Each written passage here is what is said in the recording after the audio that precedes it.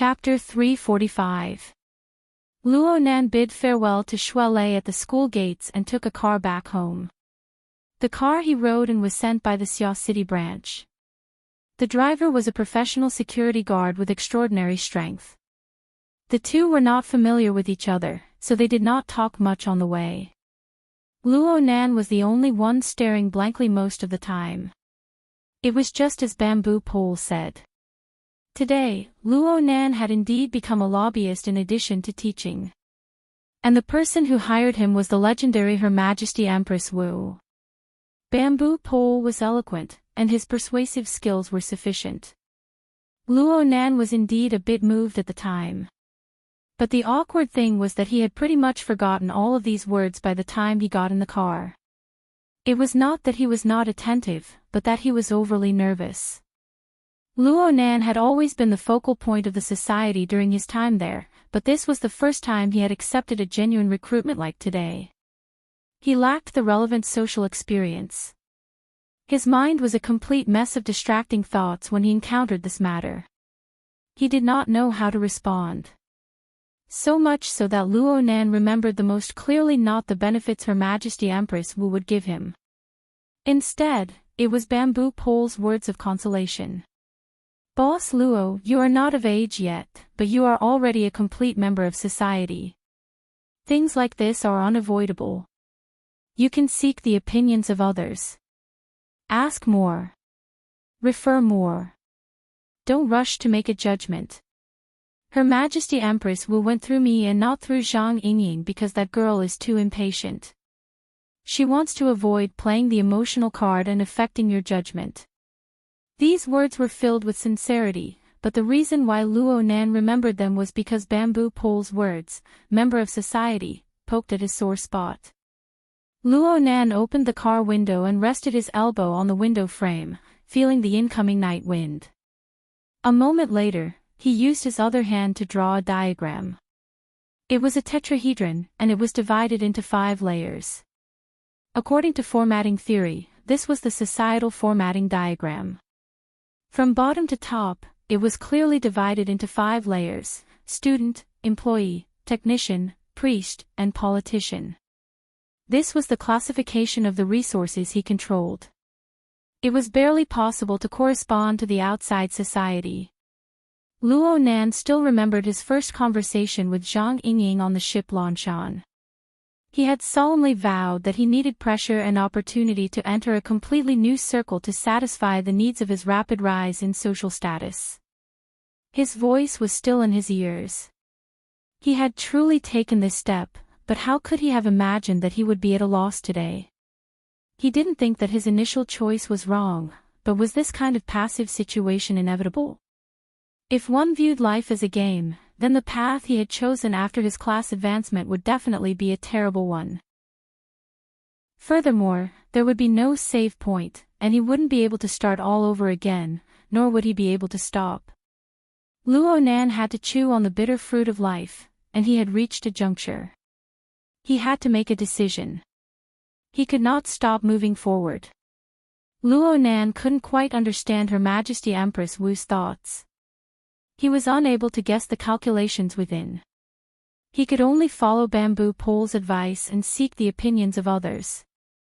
The first person he thought of was He Yueyin, but when he applied for the call, she should be dealing with some business and couldn't be distracted. She only left a message saying that she would contact him later. Luo Nan could only skip it for now.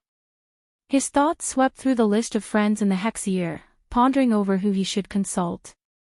Zhang Yingying had to jump over first. Cragburst seemed to be making a move tonight as well. As for Octopus, Luo Nan had no confidence in his ability to express himself with words, so he simply turned them into words. He left a few messages for his friends, asking for advice. Not long after it was sent, the driver suddenly said, "Boss Luo, we're home."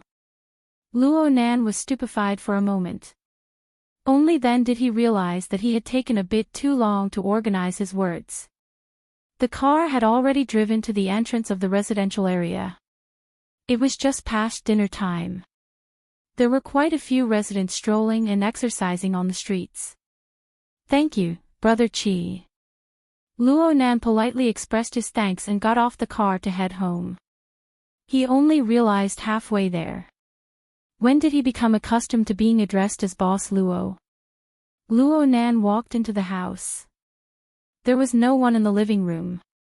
Luo Nan called out, and his uncle, Mo Hai Heng, responded from the kitchen, "Oh Luo Nan, wait a moment. The food needs to be reheated." "Oh, okay."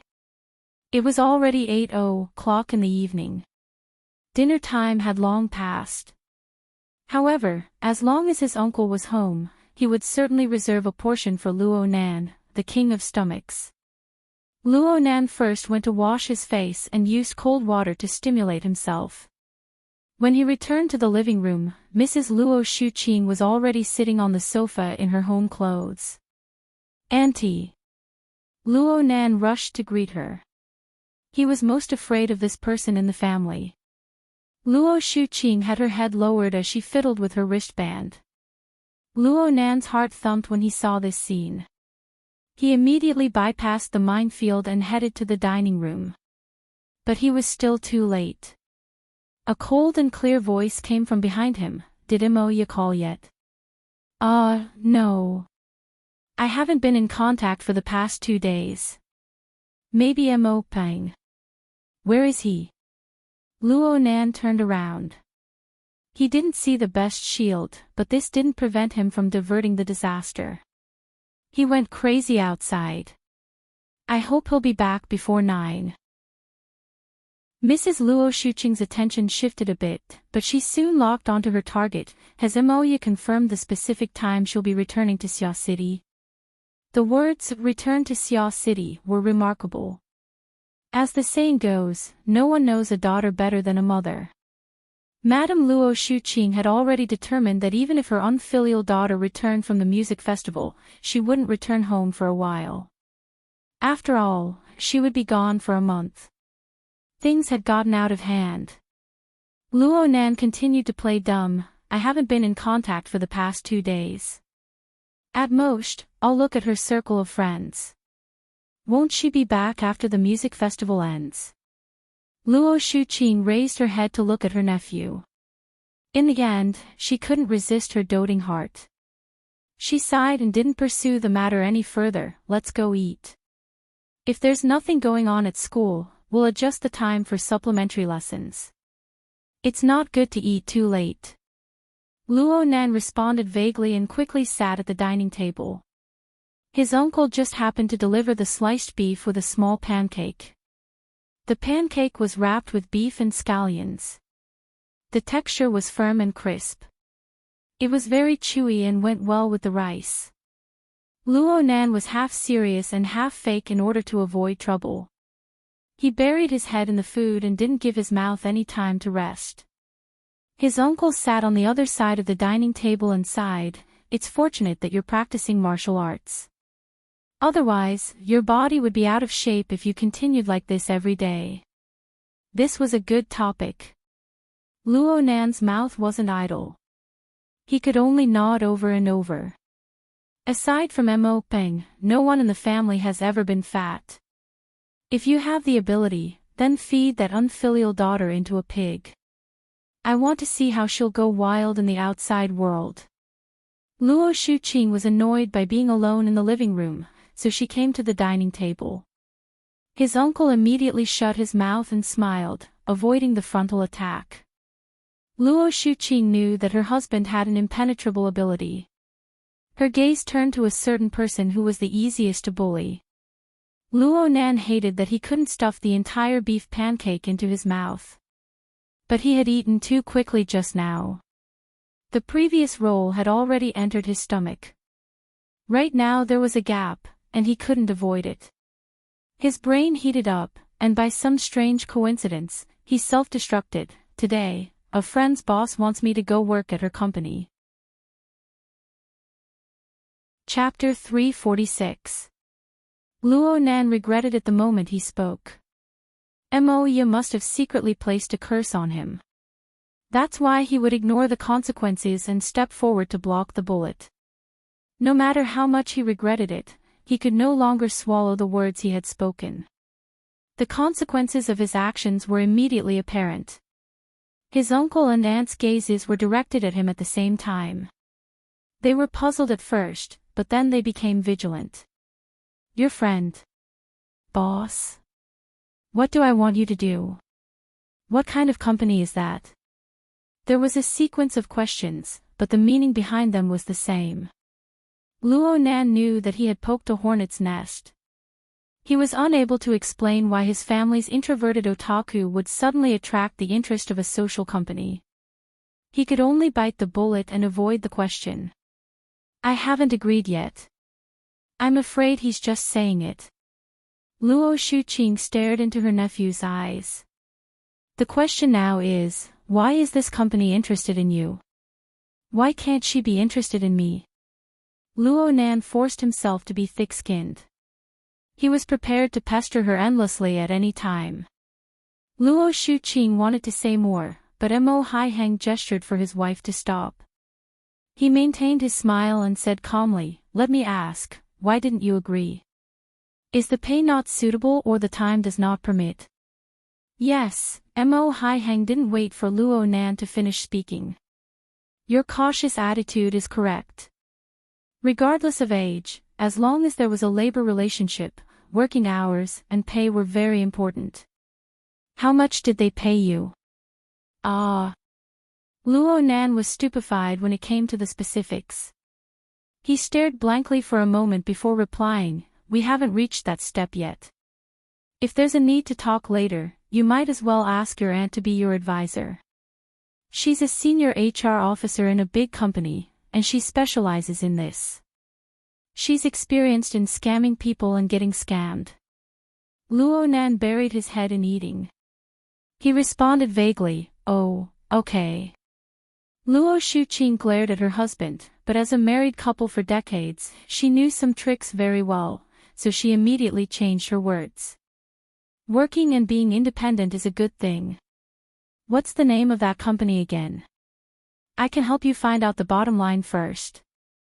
Other things aside, you should be able to grasp the average salary. If you negotiate with them, you will be able to seize the initiative." She had been in the HR business for many years. In terms of human resources management, she had a wide network of contacts and was skilled in the business. He had already opened up a professional search software as he spoke. He could find all the official businesses of Xia City on it. The couple looked amiable on the outside, but in reality, they were pressing him. Luo Nan's brain was no longer working in circles. He wasn't good at lying to begin with, so he began to leak out, "I think she's called Blue something. Hidden Indigo Company. It should be an office." Luo Nan half buried his face into his rice bowl. Otherwise, the cold sweat on his forehead would be seen clearly. Now he knew why he was in such a difficult situation in just a month, and why he had made so many enemies. This impulse was too deadly. Luo Shuqing quickly found out the results. Hidden Indigo Firm. Oh, there's registration information and tax payment records. It's mainly engaged in legal consulting business. It seems to be fairly formal. What's the name of the boss who recruited you? Wu. Ahem, I only know her surname is Wu. Wu Zhong. Luo Shuqing read out the name of the legal representative of the firm. For a moment, the restaurant was filled with awkwardness. Long live Her Majesty Empress Wu. Luo Nan let out a long breath. Now he had a handle. Wait, samurai. Why not just call her Wu Zetian? Mo Haiheng tapped his fingers on the table and frowned. Of course, there were many unreliable parents in this world.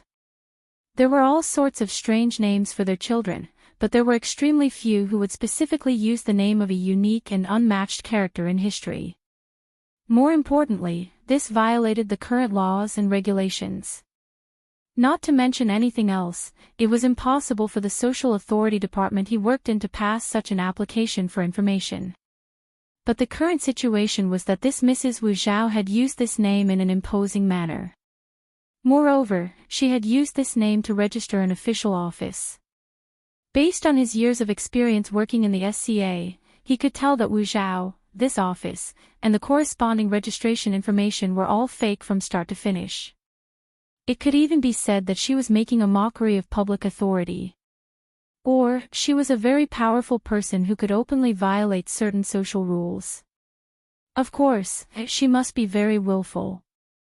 Mo Haihang was unable to immediately verify these judgments, nor did he say them out loud. His mind spun like lightning, but his face remained smiling as he asked, "She took the initiative to express interest in you. This is very good. This means that you have a skill that is useful to her business." "What is it specifically?" "Yeah, what was it?" Luo Nan was a bit absent-minded. He held a cautious attitude toward Her Majesty Empress Wu's basis for recruiting him. It was hard not to be suspicious when he carried a treasure on him. He didn't have an answer right now, but he couldn't stop talking. He could only rack his brain and comb through his abilities on the surface. Fortunately, a flash of inspiration struck him before he suffocated to death. He combined today's experience and found a reason. "They appreciate my sketching ability." Sketching. Luo Nan's answer was more or less outside of the expectations of the two parents. They looked at each other once more. They knew that Luo Nan had a sketching ability. He could sketch a vivid and lifelike drawing in an extremely short amount of time. But what was the use of this toy?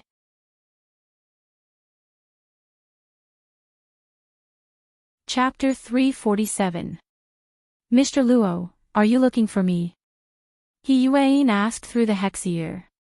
Her voice was low and hoarse. She was probably in a rather tired state. Luo Nan grunted, unable to respond immediately. He remembered bamboo poles, example, and knew that he Yuan was also under a lot of pressure. It was inevitable that he would feel a little embarrassed constantly troubling her. "Mr. Luo." He Yuan's tone was still questioning, but her attitude was still very calm. "It's like this. Just now, Brother Bamboo Pole mentioned, Luo Nan did his best to make a long story short. He talked about how Bamboo Pole earned extra money and how he helped Her Majesty Empress Wu recruit him. In the end, he naturally asked for He Yuan's opinion. He Yuan didn't respond immediately. She was silent for approximately half a minute. When she opened her mouth again, she didn't rush to answer Luo Nan's question. Instead, she inquired about the details of the time, including the examples that Luo Nan was too embarrassed to elaborate on. She asked about them one by one. Luo Nan was basically forced by He Yuan to recollect the situation at the time once more. He felt even more awkward. He felt like he was a villain who was trying to stir up trouble. He Yuan didn't care about this. After thinking for a moment, she opened her mouth and said, "Mr. Luo, are you considering whether or not to join? Or are you considering Her Majesty Empress Wu's thoughts?" These words hit the nail on the head. Luo Nan had gone through this period of contemplation, and He Yuan had forced him to recall.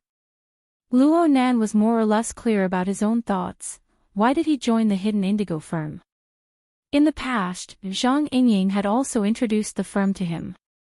The main business of this firm was to provide services to the rich and powerful of Xiao City. They looked for rich men to catch sheep, managed interpersonal relationships, made investments, and so on. This wasn't the life Luo Nan wanted. Except for a generous income, Luo Nan didn't have anything to hide. He immediately responded, "I don't understand what Her Majesty Empress Wu is thinking." "Well, hold on. She doesn't seem to be particularly eager to recruit me." A flash of inspiration flashed through Luo Nan's mind as he spoke, and the meaning of the latter half of the sentence changed. He Yuan declined to comment. "What's the reason?" "You know, a few days ago, the firm did a business outsourcing. This model suits me very well. At least, it's more suitable than working in the firm. If it wasn't for this matter, and I'm in urgent need of money now, I might really join." But since there's a better way, it'll definitely affect the so-called recruitment. Isn't that so? Luo Nan was a bit lacking in confidence when he spoke to this point. He urgently needed to seek advice. He Yuan replied, "There's no problem with the overall train of thought." Really? There's only one thing that needs to be corrected. According to Her Majesty Empress Wu's temperament, the business opportunities you've obtained should be compensation. Luo Nan expressed his lack of understanding. He Yuan explained to him, "According to what you've said, Bamboo Pole's evaluation of Her Majesty Empress Wu is quite appropriate. Her Majesty Empress Wu has always abided by the law and disregarded morality. She seems to not bother with trifles normally, but she is actually very strict, both to others and to herself. It wasn't just this time. In the past, Bamboo Pole had also mentioned this point in class, and had even given a few examples.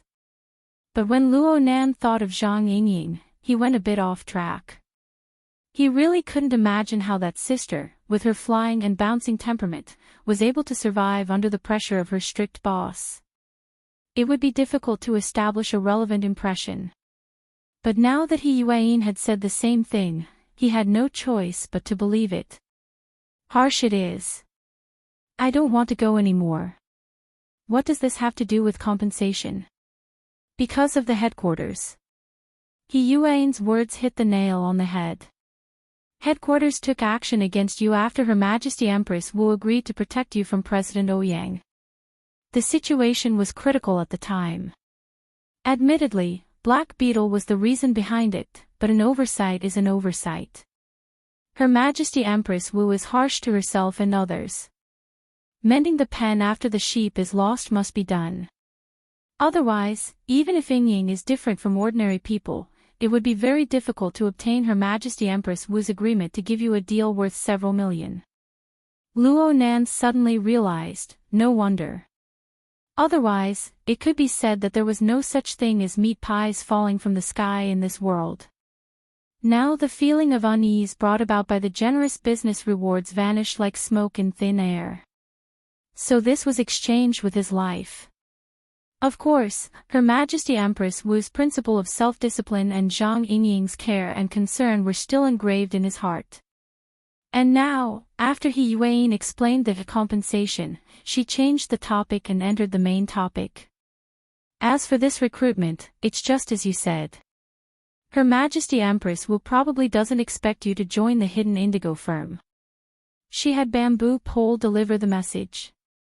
She probably expressed her attitude more than anything else. What attitude? Her Majesty Empress Wu is well known for pushing down the wall. She has devoted herself to forging a brand new social order these past few years, allowing ability users to seamlessly enter the secular society. Naturally, it is easier for young people to exert influence in promoting and putting her theories into practice. In fact, she is famous for her love of training young people with potential. Brother Bamboo Pole talked about this before. Well, are you saying that Her Majesty Empress Wu is displaying her appreciation for me? He Yuan let out a rare chuckle.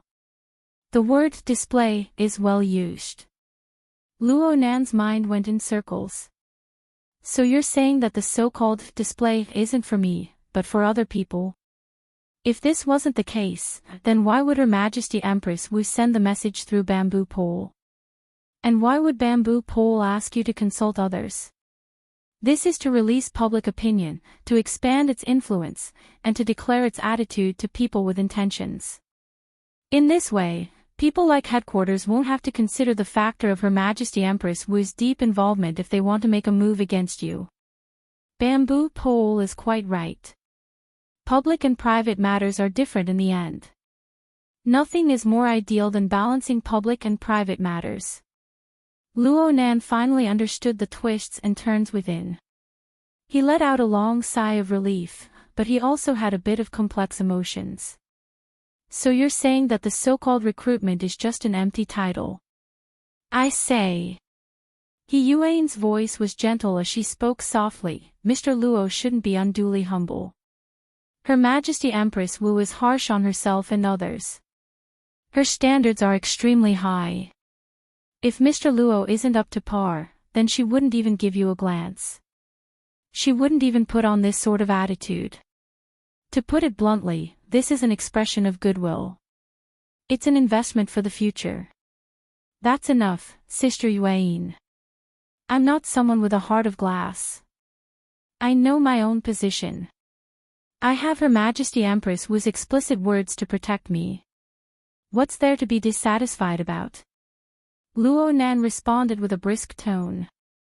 After dispelling his doubts, he was really embarrassed to take up more of He Yuan's time. He immediately said, Sister Yuan, I'm relieved after you explained things. You still have things to do over there, right?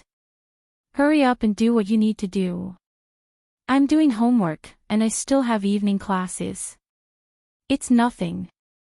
It's just some routine work. I've already finished dealing with it. But you've been arranging your homework tightly. Can you handle it? No problem. You don't mind, do you? Luo Nan suddenly recalled that he had repeated bamboo pole's example and evaluation to He Yuan. Those words weren't anything good. Of course, Luo Nan's question was really stupid. Mind what? Her Majesty Empress Wu is just taking the opportunity to knock me down a bit. Ha! Bamboo pole certainly counted me in when he told you to consult others. Most of those words were said for me to hear. It's probably because I've been acting too hastily in the branch recently. Sister Yuan. Luo Nan didn't know what to say for a time. He knew that He Yuan was under enormous pressure from bamboo pole's evaluation. If another extraordinary were to express her opposition, then He Yuan's handling of matters in the future would become even more burdensome. He Yuan turned around to comfort him while he was worrying. You know your own position, and so do I. Bamboo pole said that my goal is much clearer than yours. Actually, what he said isn't correct. Your goal is equally clear. It's just that many aspects are involved in realizing it. It's too complicated between light and dark. It's not easy to start. Yes, that's the logic.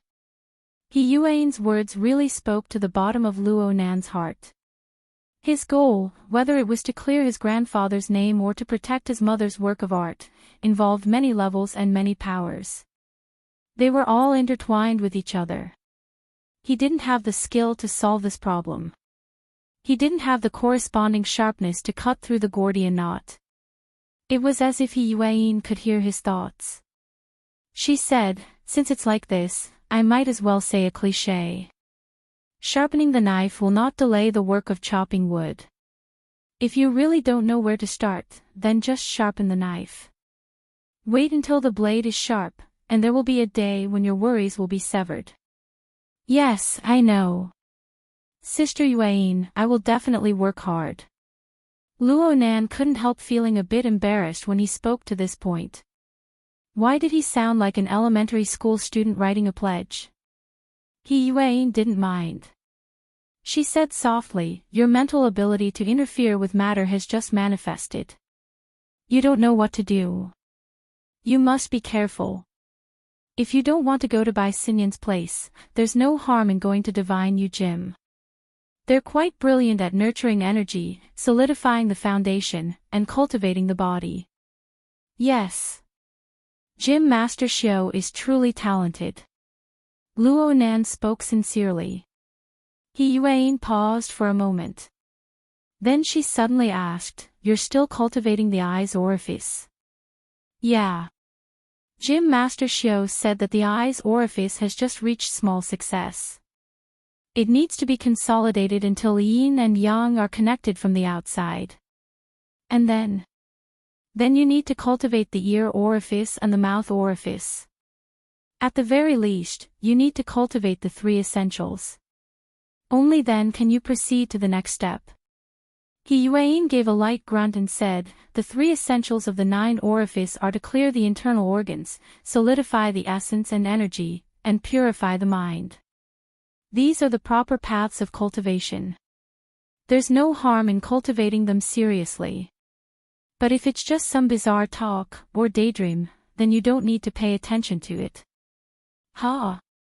Luo Nan didn't understand what she meant by daydream or daydream for a time. By the time he came back to his senses, He Yuan had already said good night to him and ended the communication. This was strange. Why did she suddenly say this? He Yuan seemed to be quite familiar with Gym Master Show. Luo Nan was puzzled. He faintly sensed something. A knock came from the door on the first floor. It was Mo Peng, who had had his fill of playing outside, casually entering the house.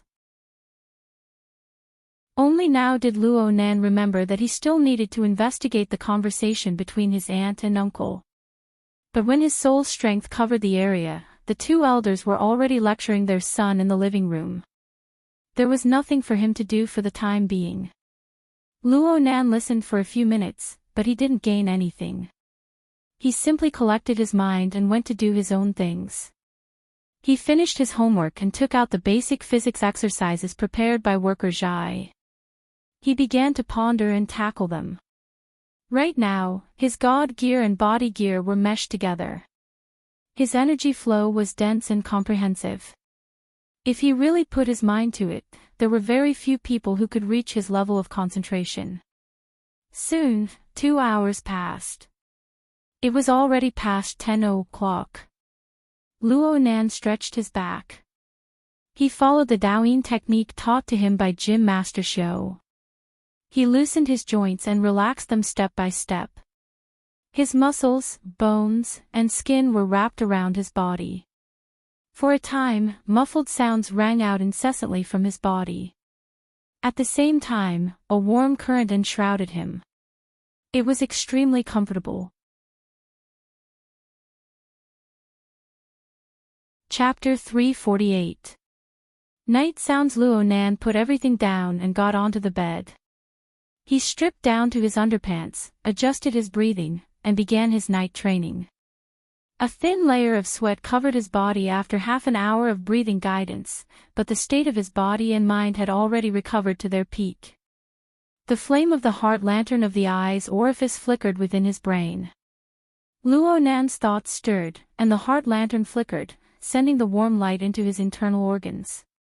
Gym Master Xiao once said that after the cultivation of the eye's orifice reached small success, the inner vision would be like the sun and moon illuminating the mountains and rivers. Even if one could not truly see through the wondrous attainments of life without missing anything, one could still pierce through the clouds and break through the mist. Luo Nan saw that the structure of his internal organs had the shape of a rampart under the spiritual light of his internal vision. It was like a high cliff and deep valley, with towering rocks. The disorderly layout was vague. He didn't care about this. He just merged his mind with his eyes. The sun and moon rotated and shone down, fixing on the gate of life in his spine. He burned and refined his essence energy, gradually pouring it into the bottom of the perineum. When the yang energy was full, it naturally surged up and seeped into his internal organs. This time, it was like water sprinkling on lava. Vital energy hissed and boiled. It was like roiling clouds, changing shape in myriad ways. Luo Nan felt such a sign when he burned and refined his essence energy. After a moment of shock, he was delighted. Burning the pill furnace, filling the mountain with smoke. The technique of transforming essence into qi has already reached its peak. The next step is to reach the peak of Kunlun and then open up a field of blessings. No wonder even Master Lien said that we should wait for the torrent to pour down and overflow before making a judgment. The time is right, and it's clearly today. It must be known that Luo Nan's body and soul were originally imbalanced. He had no choice but to use all the vital energy in his body to nourish the eye's orifice, forming a body gear. Only then did he have the opportunity to borrow the majestic and vast power of the god gear. If he hadn't comprehended the coupling technique, he might have had to toss and turn for several months. He might even have had to undergo some strengthening surgery in order to maintain that fragile balance. But things in this world always move in the opposite direction when pushed to the extreme. Luo Nan received his mother's blessing, comprehended the coupling technique, and crossed the most difficult juncture. The crisis transformed, and the corresponding benefits were greater. Ordinary people relied on time and effort to cultivate the internal refinement technique. If one wanted to reach the level of burning the pill furnace and filling the mountains with clouds, it was possible to cultivate for 7 days, 8 days, 9 days, or even 100 days, a year, or even 3 years. But Luo Nan was here. The power of formatting theory was far too great, and the glacial ocean hung high. Even if he only poured a little and interfered, he would still advance bravely. Ever since the heart lantern of the eye's orifice had broken the boundaries of interference, it had become unstoppable in the short 7 days. With just a few thoughts flashing through his mind, clouds gathered in the middle of his chest and abdomen. They were dyed with 5 different colors. Especially where his liver and gallbladder were, the green aura was the thickest. According to the classical theory of the East, the eye's orifice was like the mouth of a spring, with its source below. The Nan. Oh. Yang. Ancient. The mechanism affected the entire body, including the liver, gallbladder, eyes, fingers, and tendons. It seemed to be bouncing around, but it was actually all connected in one breath. This was what Gym Master Xiao meant when he said, "The body is like a mountain range, densely planted with soil, the breath is like flowing water, twisting and turning." My eye's orifice reservoir is finally connected to the source. It's flowing water. Earlier, Luo Nan had exhausted all of his vital energy to open the eye's orifice, barely able to withstand the terrifying pressure of the God Wheel. The iceberg ocean continued to pour soul power into his eye's orifice. His eye's orifice was just like a reservoir with limited capacity. Even with the coupling art, the continuous impacts caused his pupils to crack with electricity. But now, the situation was different. The eye's aperture connected the qi and blood of the liver and gallbladder, and it could also circulate to the fascia of the whole body. From there, the viscera, muscles, bones, skin, and hair could all be digested one by one, and the load capacity would increase dramatically. It would truly become the body chakra, constantly rotating. In this way, it could be said that the inside was connected to the outside, and the bitterness was over before the sweetness came. Just the power of the divine will's nourishment alone was enough for him to enjoy for a while. It was midnight, the time when the qi in the liver flowed. After the pleasantly surprised mood passed, Luo Nan suppressed his feelings of joy and calmed his mind. He adjusted the flow of energy more and more carefully, wanting to complete the task. 2 hours passed in the blink of an eye. Luo Nan waited for the yin and yang of the liver and gallbladder to automatically adjust the fire of the heart, the water of the kidneys, and the energy to circulate. Then, Luo Nan woke up. He opened his eyes, and his thoughts stirred. He had his own response, and he knew that it was around 3 in the morning. Right now, he was overflowing with energy, and his mind was healthy and refreshed. It was no longer suitable for him to sleep, but this wasn't his usual rhythm of work and rest.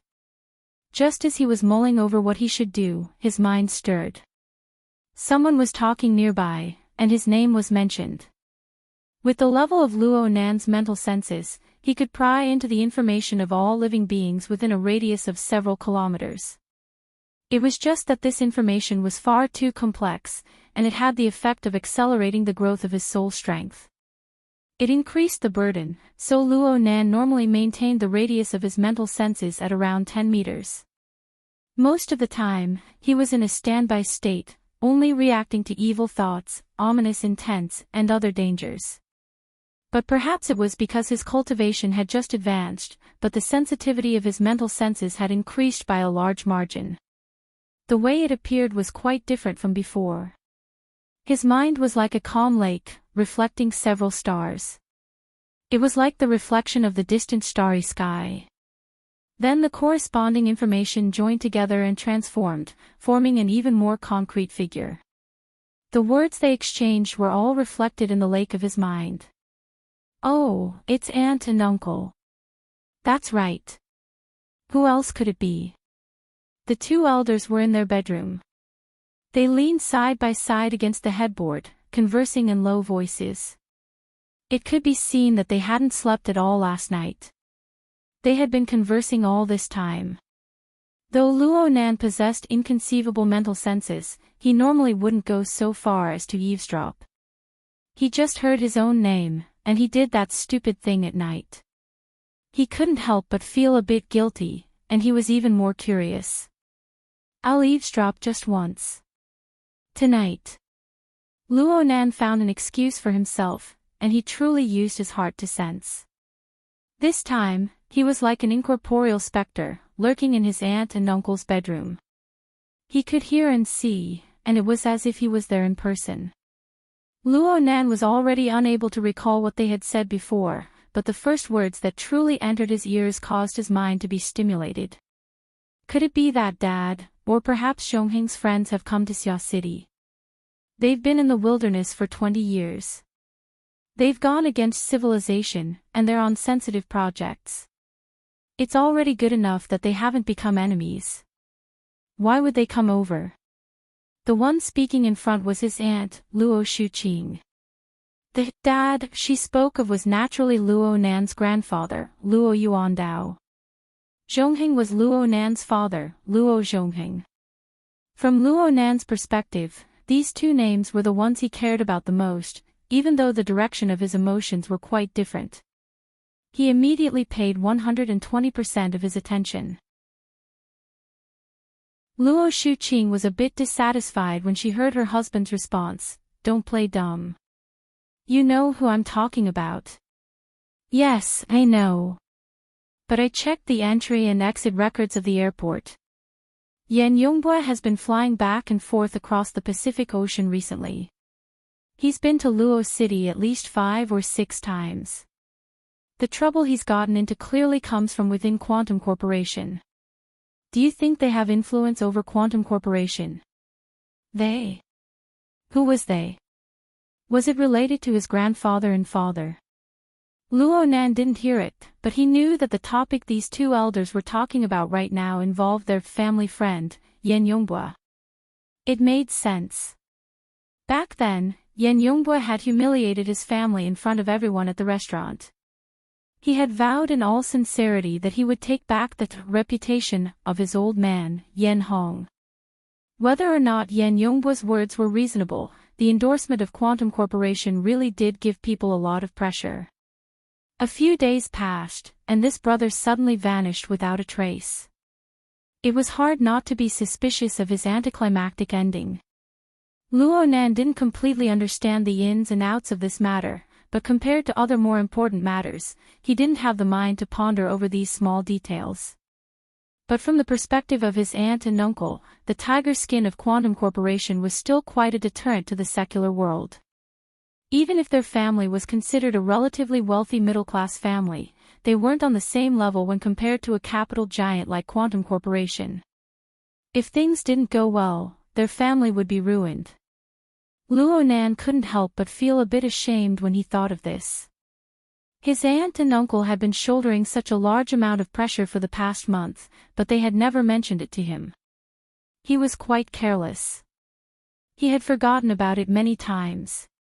What method should he think of to appease his two elders?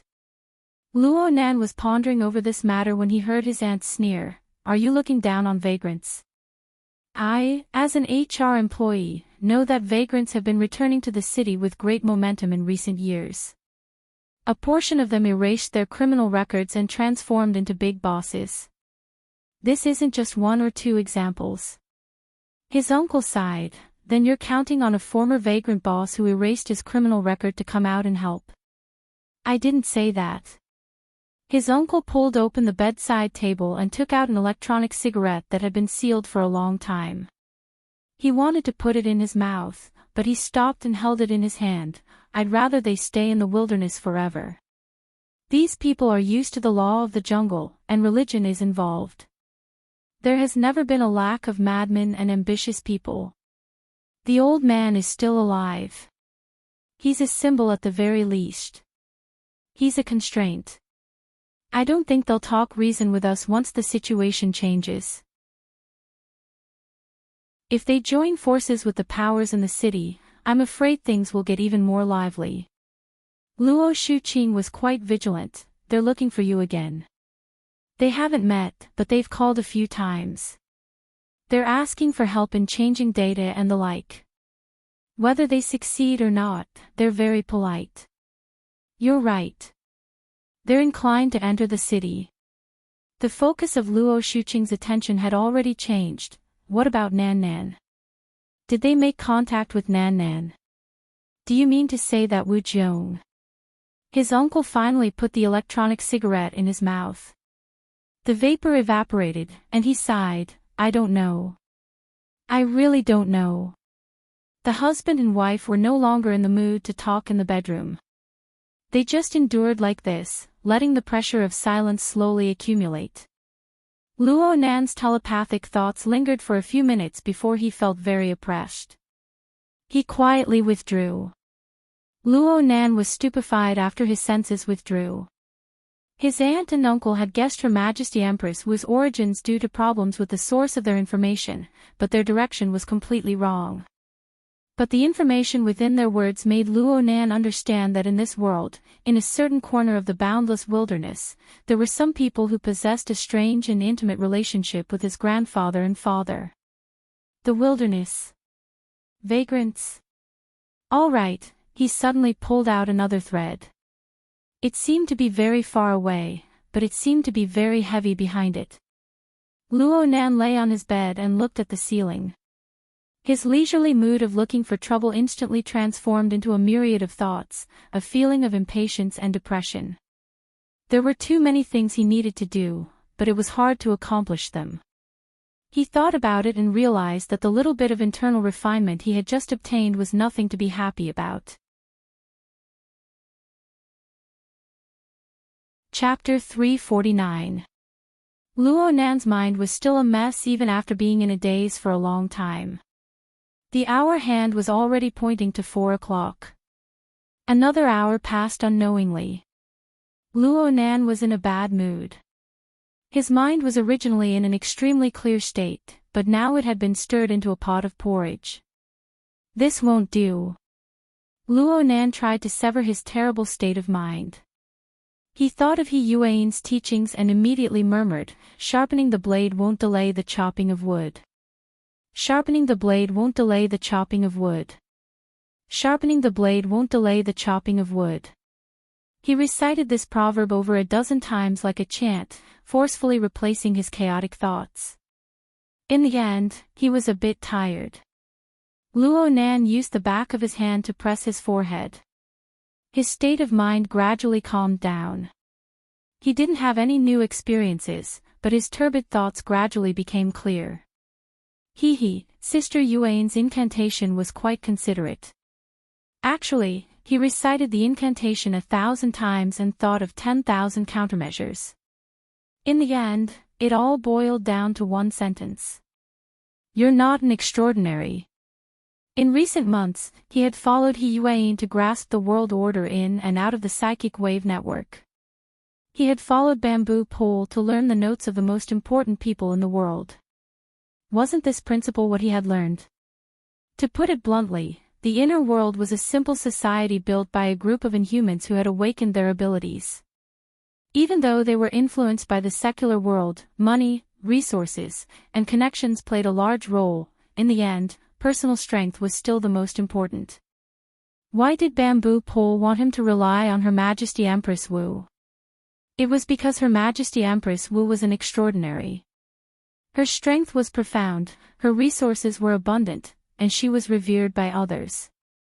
She could handle matters that Luo Nan was unable to handle, and she could solve problems that Luo Nan was unable to solve. In this sense, Her Majesty Empress Wu could be swapped with any other extraordinary. The result would be the same. At most, the difference would be whether or not they were easy to serve. Of course, if Luo Nan himself was an extraordinary, then there would be no need for a swap. Most things would be impossible to happen. Even if they did happen, they would quickly dissolve. This was the special status of extraordinaries. If Luo Nan could solve it himself, he naturally wouldn't want to do it for someone else. But the reality was that he was still far from being an extraordinary. Right now, he could barely be considered a blunt blade. He needed to grind the blade to an unstoppable edge, and he needed to smash a lot of hard work. Yuan used the proverb, "Sharpening the blade won't delay the chopping of wood," to advise him. She was mostly worried that Luo Nan would lose his patience and confidence due to the difficult and tedious process. Luo Nan wasn't that frivolous and useless, but it would be a lie to say that he was extremely patient. He was willing to put in blood, sweat, and tears for the sharpening knife. No matter how hard it was, he could support it. But if this process was a clumsy, slow, and meticulous process, he would not be able to stand it. Her grandfather, who was on the verge of death, could not wait any longer, and neither could the ferocious enemy.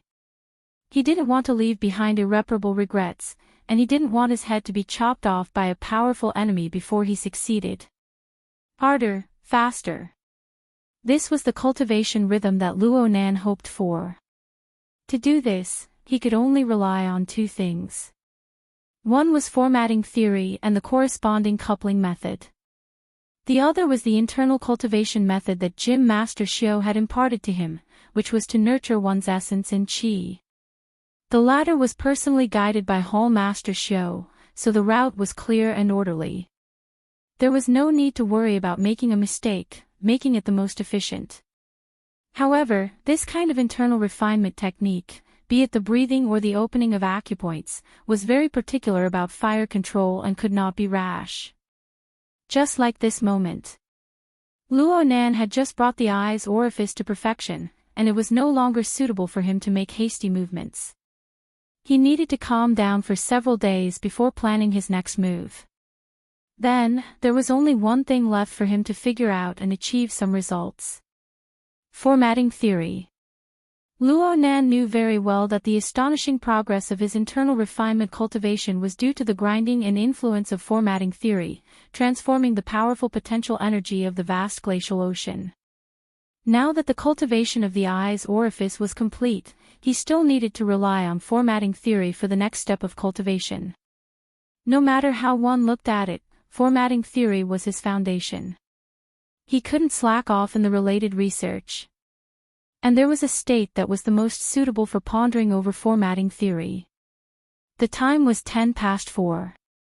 Luo Nan looked at his daily schedule through the hexier. There was still around an hour before the normal morning exercise time. Luo Nan estimated the time limit, but he didn't get up. He just squinted his eyes and silently cried out, "Come out."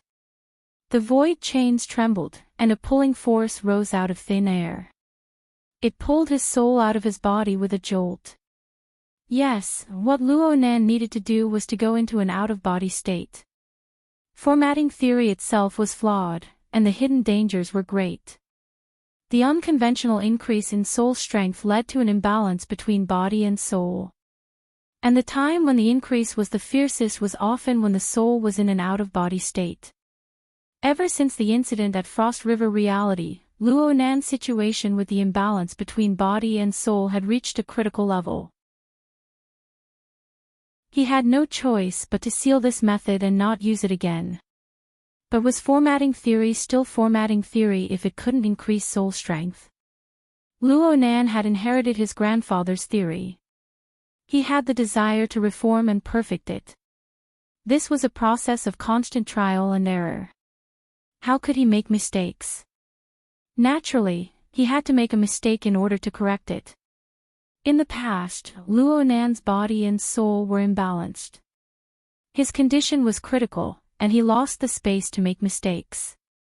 But now his cultivation had advanced, and his body gear was constantly rotating. His foundation had become more solid, and his ability to deal with risks had greatly increased. Some things needed to be put on the agenda. If he didn't act now, would he have to wait for death to come? Would he have to close his eyes and wait for death? Luo Nan didn't want to close his eyes and wait for death. He wanted to open his eyes and look at the world. He wanted to use the perspective of formatting theory to make scientific judgments and then use practice to verify the results. He pushed forward layer by layer like this, using the greatest effort and the fastest speed to climb to the level of extraordinary. I can do it. I must do it. Luo Nan's conviction gradually became clear. The soul body floating outside his body was like a fish. It gently swayed and submerged into the boundless and boundless sea of the mind. The range of his senses instantly expanded tenfold. 100-fold. His thoughts stirred slightly, and he looked at his seemingly sleeping fleshly body. He also swept his gaze over his silent and sleepless elder. His soul body then flashed and submerged into the void. Without the burden of his fleshly body, the movement speed of his soul body only depended on the method and technique he used to interfere with space. It wasn't strange for him to travel several kilometers with a single thought. In the blink of an eye, Luo Nan was far away from the community he was in. He went deep into the depths of the metropolis that was about to wake up. His mind wandered through the metropolis. The feeling of familiarity and strangeness increased layer by layer. In the past, every time Luo Nan's soul left his body, it was always during critical and pressing moments. It was rare for him to purely observe and feel like this. The life sketches of all living beings appeared one after another within the range of his senses. Together, they formed a deep starry sky that continued to expand. The living starry sky and the true night sky interweaved to form a labyrinth on the mental and material planes. There might even be unknown treasures hidden within. This was an experience that was hard to come by under normal circumstances. Luo Nan wasn't bewitched by the labyrinth. He quickly confirmed his direction and moved like a ghost in the night. He was hidden and then disappeared, but he advanced in a straight line. He didn't avoid tall buildings, flying cars, or light rails. He passed right through them. It was 4:20 in the morning. A mere 10 minutes later, Luo Nan's soul body was already flying above the Pingjiang district. The campus of Acumen College and the towering buildings of Cloud City Water Village entered the range of his senses. Chapter 350. Luo Nan was shocked after confirming the time. His aunt's house was approximately 80 kilometers away from Acumen College. Given the city's speed limit, the flying car would arrive in an hour. He had only spent 10 minutes just now. In other words, the flying speed of his soul body was close to 500 kilometers per hour. Luo Nan had gotten a rough sense of the flying speed of his soul when he first realized the out-of-body state. He just felt that it was fast, but he never expected it to be this fast. It must be known that he was just casually flying. He was far from reaching his limits.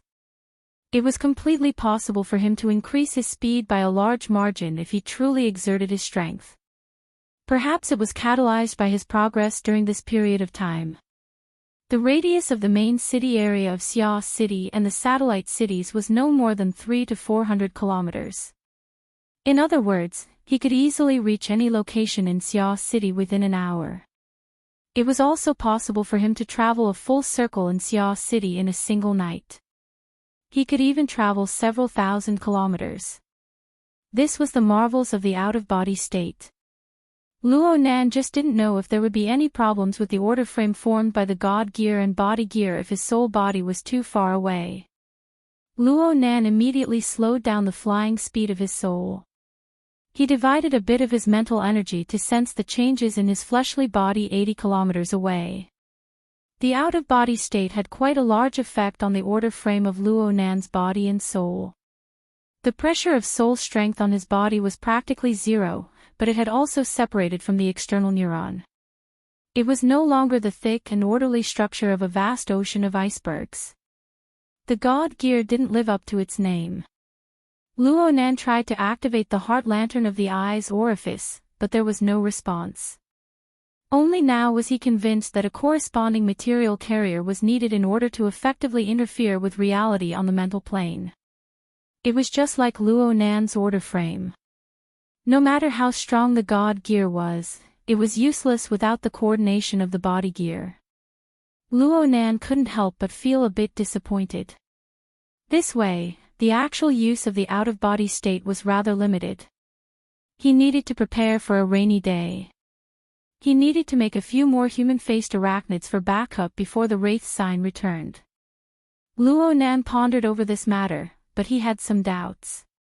Were mentally enhanced ability users like Old Man Yu and Mr. Bai, people who undoubtedly possessed the ability of out-of-body state?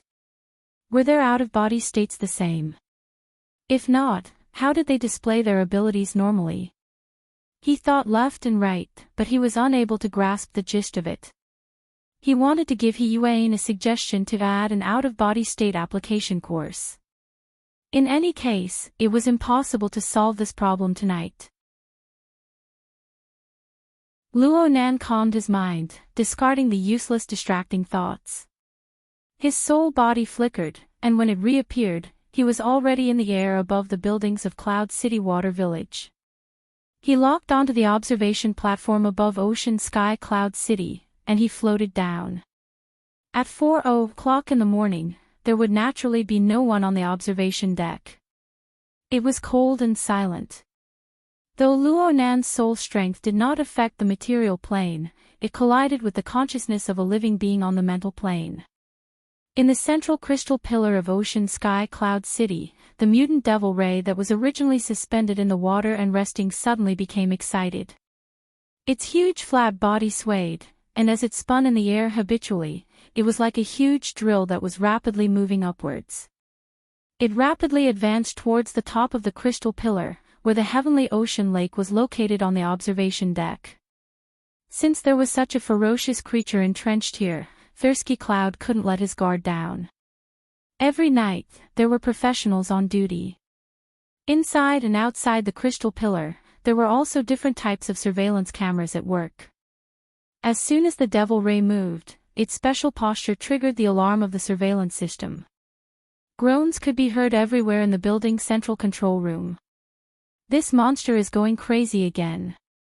It's hundreds of thousands just for one round of trouble. Hurry up and release the baffle. The so-called baffle was a temporary defensive device installed by Cloud City Water Village after the devil ray smashed through the tempered glass at the bottom of the heavenly ocean lake. It had no other use than to prevent the devil ray from smashing a huge hole in the heavenly ocean lake. Luo Nan could feel the chaos within the building.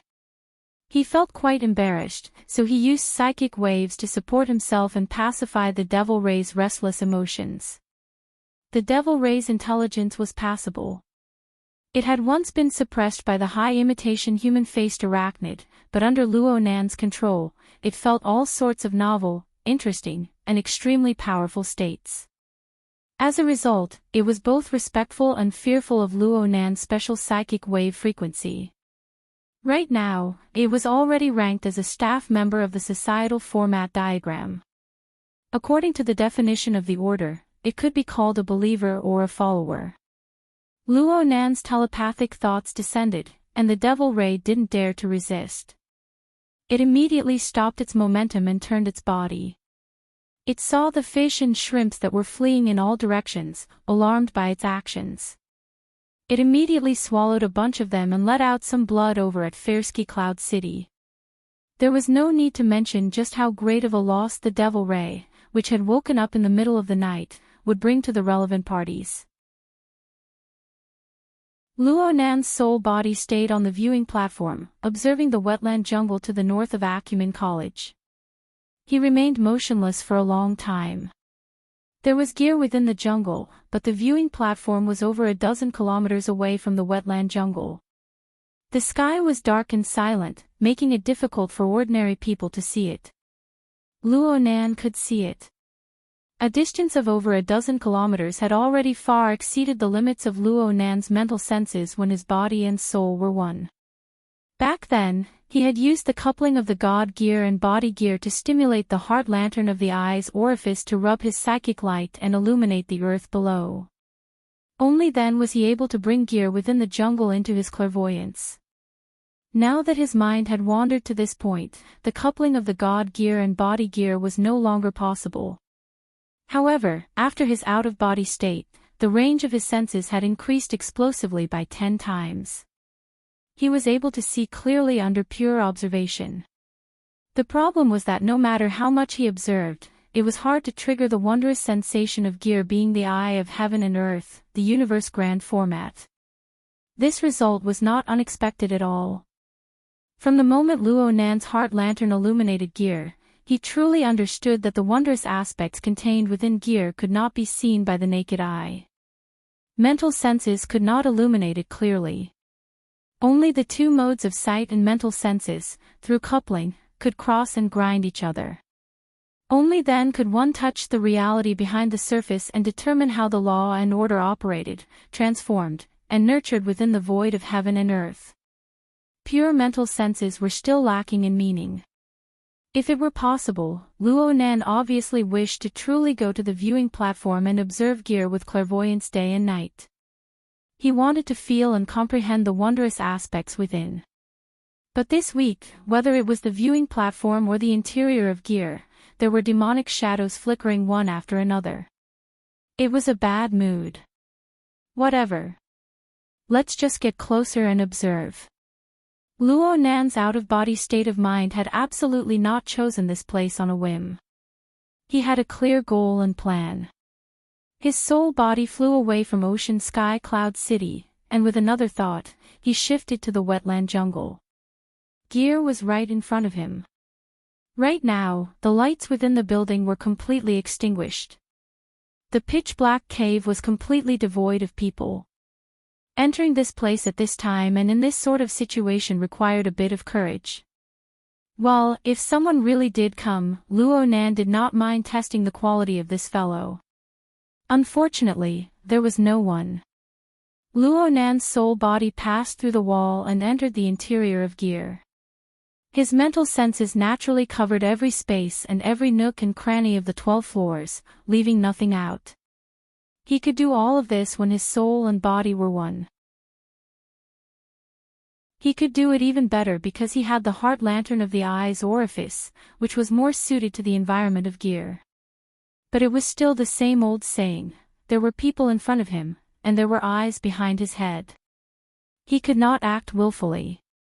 Only when his internal refinement was successful and he reckoned that he could resist the pressure of the explosive increase in his soul strength could this matter be accomplished. Chapter 351. The wetland jungle during the early hours of the morning was perhaps the quietest time of the day. The activity of the birds and beasts in the forest had already dropped to the lowest level. Most of the sounds transmitted to the interior of the building had been isolated. In such an environment, even the slightest abnormality would be magnified, giving people an unusual feeling. Luo Nan's soul body remained motionless as he carefully experienced it. A dozen or so seconds later, he was convinced that the chill was not an illusion. It even possessed a certain mode of operation. It was like a spiraling strand of air that traveled back and forth within the building of gear. Moreover, as the chill circulated, the fine dripping sound of the building of gear accompanied it from beginning to end. Perhaps it was because he had heard it for a long time, but he always felt that there was a subtle connection between the two. It was so subtle that it could give birth to an illusion at any time.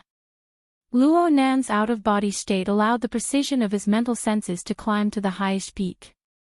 Otherwise, let alone this connection, he might not even be able to detect the hidden chill. That's right. That's right. Luo Nan liked this sort of discovery. This detail was quite in line with his research and judgment of the mysteries of gear. It was a good start for his exploration of the spirit wander. He nearly stayed here to do further research, but his brain heated up for a few seconds. In the end, he remembered the main objective of today's operation. He could only suppress his impulse and make his incorporeal soul body penetrate through the ground. He advanced toward the central control room on the fourth underground floor. The feeling of using a soul body to penetrate through walls and into the ground was very marvelous. His soul body relied on mental senses. Ordinary matter would not cause any interference, but Luo Nan was used to the senses of a human body. He could not help but have some knowledge obstructions in his mind. In his eyes, the earth and steel structure formed layer after layer of shadows. They were like thick clouds that assaulted his face. At first glance, they looked majestic, but when he collided with them, they vanished like smoke. It was to the point where he nearly lost his sense of direction. He was unable to distinguish whether he was in the sky or in the ground. This sort of feeling triggered a memory from the bottom of his heart. A week ago, a similar scene had occurred, but it was more realistic. The grayish-white clouds penetrated with a bloody glow, and they assaulted his face just like now. They presented him with an inconceivably vast world. Today, Luo Nan quietly came precisely to retrace that inconceivable experience. He had wanted to do this a long time ago. It was just that the Xia City branch kept a close eye on him during this period of time due to the mess that couldn't be cleaned up. He was practically protected 24 hours a day. He was sent to school and picked up after school. Shuai Lei hated that he couldn't not leave the campus at all. When he returned home, there was a sentry shift outside in the middle of the night. Needless to say, Gear's construction had always been in the middle of construction. Every passerby's horse powder and ink covered the field. Inside and outside, there were surveillance cameras. There really were eyes on all sides. They couldn't split themselves into two. They simply couldn't find an opportunity. Now that he finally had the qualifications to leave his body, he naturally came over to try it out. Up until now, the development of the situation was very much to his liking. Because he wanted to trace back, he had purposely gone to Ocean Sky Cloud City to observe from afar. And after arriving at Gear, the first place he chose was the starting point of his previous experience, the central control room located on the fourth underground floor. Luo Nan had already seen it yesterday afternoon. The central control room had been renovated, and a brand new console had been installed. The holographic projection showed that the equipment was in a standby state right now. Only 2 or 3 electronic lights flickered. Luo Nan stood before the operating console. The memories in his mind were like wave after wave of returning tides at the mouth of the sea. They surged and surged passionately, causing what was originally a short scene to be like a vast expanse of space, boundless and endless. Luo Nan was clearly a soul body, but he still instinctively took a deep breath. Come. Now is the time to witness a miracle. Luo Nan's telepathic thoughts touched the console, and he extended a force towards the inner layer to capture the feeling within his memories. The console was ice cold. The electronic lights flickered. Then, there was no more response. Luo Nan waited for a full 20 seconds before he dared to confirm that his attempt at tracing back had met with the most ruthless failure. How could this be? Luo Nan still remembered the experience of that day. He still remembered the entire process of being moved from the central control room to the tree hole 1,000 meters away. He remembered that he saw the console being blasted into ruins back then. That fellow called Tank had used this to destroy the fire safety module. He tried to reactivate it, so he used the external neuron to connect directly to the underlying system. When he connected to the energy module, a chaotic cloud suddenly flew about. Ha! That's right. The external neuron. Luo Nan's soul body circled in place 5 or 6 times, but he still found it hard to dispel his feelings of vexation. He was truly muddle-headed. The external neuron was extremely likely to be the primer, the key, in the situation back then. Otherwise, wouldn't it be possible for anyone to come in and pry into the astonishing secrets of Gear? His mother, who designed Gear all those years ago, and the one who possessed the external neuron, used this train of thought as insurance. This was the most reasonable choice. He just wanted to open the treasure, but he forgot the key. Fine. This trip was a waste. He would look for an opportunity next time. Hold on. It was only 4:30 in the morning. There was still time. With the flying speed of his soul body, he could completely make a round trip. Luo Nan's soul body flew up with a single thought. It passed through the layers of earth, stone, and metal structures, directly leaping into the air above the building of gear. Ha! Luo Nan originally wanted to leave immediately, but he suddenly felt something as his soul body traveled through the interior of the building. The chill that lingered in the air seemed to cut into many parts of his soul body, rippling with ripples. The feeling was quite marvelous. Luo Nan couldn't help but think of the question from before. His soul body stopped, and his mental senses naturally covered the entire building. He took the entire structure of gear into his heart. There seemed to be no end to the marvels of gear. On the outside, gear was a tiny component that was seamlessly embedded within the heaven and earth format. On the inside, there were subtle and exquisite components. Together, they formed a harmonious whole. According to the direction of Luo Nan's recent studies, gear could be described as a precise operating mechanical system. Luo Nan had been observing endlessly over the past few days, dividing them one by one.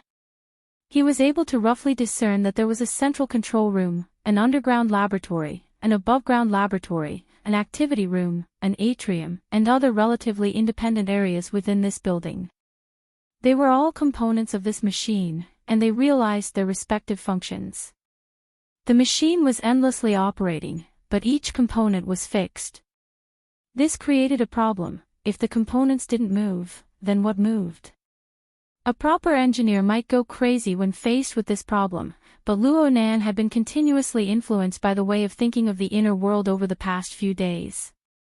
He very naturally switched to a different train of thought. If the components didn't move, then what moved was some sort of supernatural power. Some knowledge of the mystic arts was involved in the cultural classes he attended.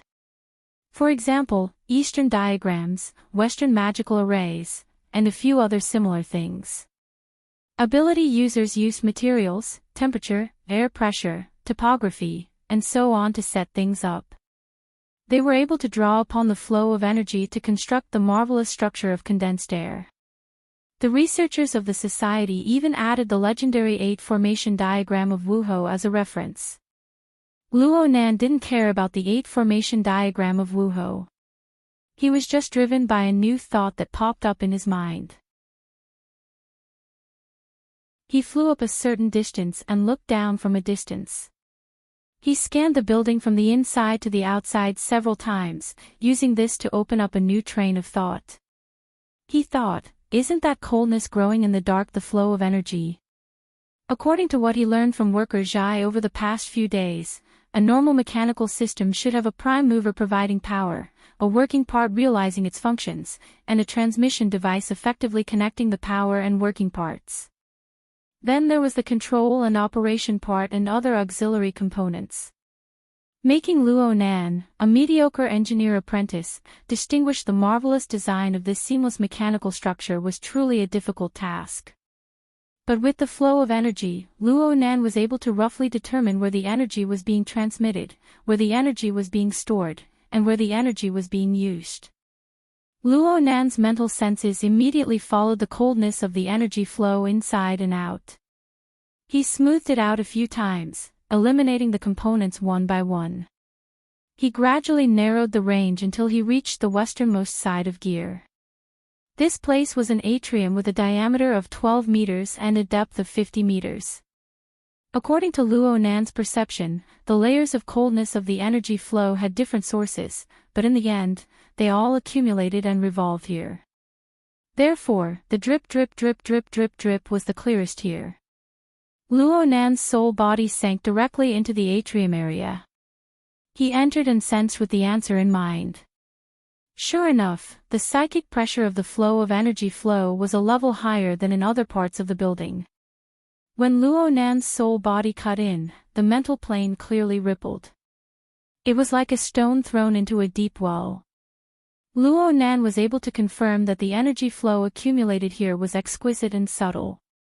And reality told him that if it weren't for the fact that his soul was in an out-of-body state, greatly increasing the precision of his senses, he probably wouldn't have been able to capture the changes within. But what happened after the energy flow accumulated and revolved? Why did Luo Nan have an impression of a deep well?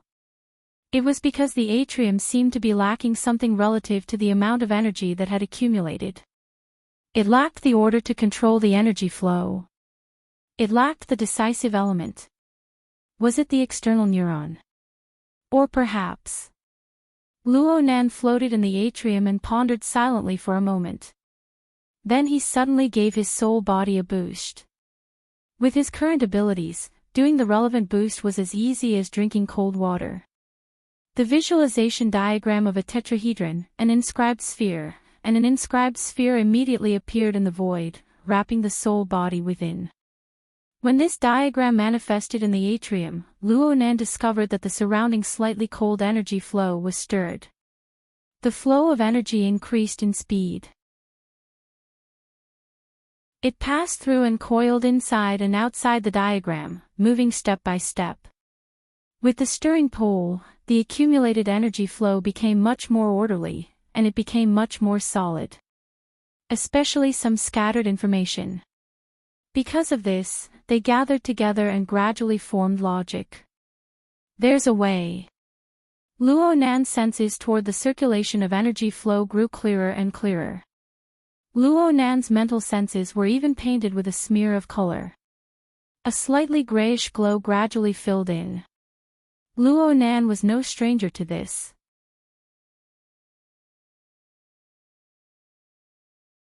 Chapter 352. The grayish-white radiance was a form of encouragement for Luo Nan. He couldn't help thinking, could it be that he didn't need the external neuron to reproduce the situation back then? Luo Nan wanted to know more, so his mental senses naturally expanded outwards. But he discovered in the next moment that his soul's strength was being restrained. It was being restrained within the atrium. It was unable to break through the outer wall no matter what. It just spun within the atrium, its speed rapidly rising. Soul strength didn't have kinetic energy. Soul strength didn't count as a vector. These were matters on the philosophical level within the society. Luo Nan was unable to give an accurate definition. But whether it was a feeling or an illusion, his soul strength undoubtedly displayed a similar state. This made him think of his junior high physics class. He had seen particle accelerators. Charged particles repeatedly accelerated within a vacuum electric field, accumulating more and more energy before finally achieving a bombardment. This was what Luo Nan felt right now. His soul strength was restrained in this manner. It spun, forming and enduring enormous waves of psychic pressure, each higher than the last. It was to the extent that he gradually lost precise perception of the material world. Instead, the structure of the mental plane was forced to emerge. 1,000 layers of curtains flew in the air. They warped with the rising psychic pressure. Those far away were pulled closer, and those near were thrown away. It looked like a chaotic mess. But for some unknown reason, after a few changes, the thousands of curtains actually interweaved into a relatively stable structure. No matter how much the mental plane warped, the main body rarely changed. Even though it was still complex to the point of making one go crazy. This scene seems familiar. Stop. Luo Nan decisively gave up on analyzing. The deeper he went into understanding the mental plane, the more he realized the profoundness and difficulty within. There were practically no limits to it. It really could drain a person's energy dry. Right now, he really didn't have the spare mental energy to consider other directions. Luo Nan's soul strength had already been catalyzed to a certain limit after the continuous rotation of acceleration. Soon, his perception on the mental plane began to collapse. Then even his perception of rotation and pressurization were lost. The corresponding thoughts were obliterated. It was like a skyscraper with its structural framework erased. It instantly collapsed and fell apart. Luo Nan suddenly sunk into a field of primal chaos. If one were to say that a bit of consciousness still remained in this situation, then it was probably just existence itself. The world came to a standstill. Then it exploded. There was an indescribable period of time. Perhaps it was a second. Perhaps it was an hour. Luo Nan was completely unaware of what had happened. By the time he regained his basic senses, he sensed that the feeble sense of existence that was left in him was expanding rapidly in the form of greed. All the senses and thinking abilities that he had lost earlier were being retrieved and digested again. As for the spiritual pressure that kept rising, it disappeared without a trace. His soul body also became light and clean, transparent from inside out. Everything was going back to normal, everything was getting better, but everything was different again. In fact, a brand new world had already appeared before Luo Nan's eyes. The grayish-white light appeared once again, and as a common base color, it outlined a blurry and boundless silhouette. When he looked closer, he saw layers of clouds, smoke, and ice crystals. Between the cracks of the clouds, there was a blood-red color flowing. It seemed that a raging fire was burning in the lower regions. Luo Nan stared at all of this. He spent some time to confirm that it wasn't an illusion. It wasn't a memory. It was a scene that happened in the present and was absorbed by his mental senses. This wasn't the first time he had seen a similar scene. Although the process last week was different, he still immersed himself in the scene. He went deep within and underwent a short yet inconceivable journey through the clouds. Success. This was the place. Luo Nan wanted to raise his arms and shout, but unfortunately, this wasn't something that his soul body could do. He could only settle for the next best thing. He fiercely pounced forward to welcome the astral wind that was wrapped in ice particles in his memories. Wait a minute. Where was the wind? Luo Nan finally discovered an anomaly. He tried to control his soul body to penetrate deep into the endless layers of clouds in front of him. But no matter how much strength he exerted, he was unable to get even an inch closer. It was as if there was an incorporeal glass in front of him that split the two sides apart. Then another problem popped up. Luo Nan discovered that he was unable to enjoy the panoramic view of his soul body. Instead, he was restricted. It was similar to a bird's-eye view. Combined with the feeling of the incorporeal glass, it was like sitting on an airplane. He was separated from the thick glass of the porthole to survey the boundless sea of clouds. If Luo Nan hadn't experienced this for the first time, he would probably praise the marvelous scene before his eyes. But there were no ifs in this world. There was only reality. This situation where he was stuck between a rock and a hard place was absolutely not what Luo Nan wanted. Moreover, this extended to a problem. He wasn't in the atrium of Gear's building right now. He hadn't moved into the cloud world. Then, where was he? Luo Nan felt an irresistible repulsive force as soon as this thought arose. This force wasn't polite at all. It slammed him down from his position that was infinitely close to the cloud world. Then the world spun around him, and he could not help but shout. By the time he came back to his senses, the world had returned to its most ordinary appearance. He returned to the atrium of Gear's building. It's really Motherf *Ker. Luo Nan forcibly erased the dirty words and thoughts in between. He had nothing to say when faced with his mother's masterpiece. He could only sulk with himself.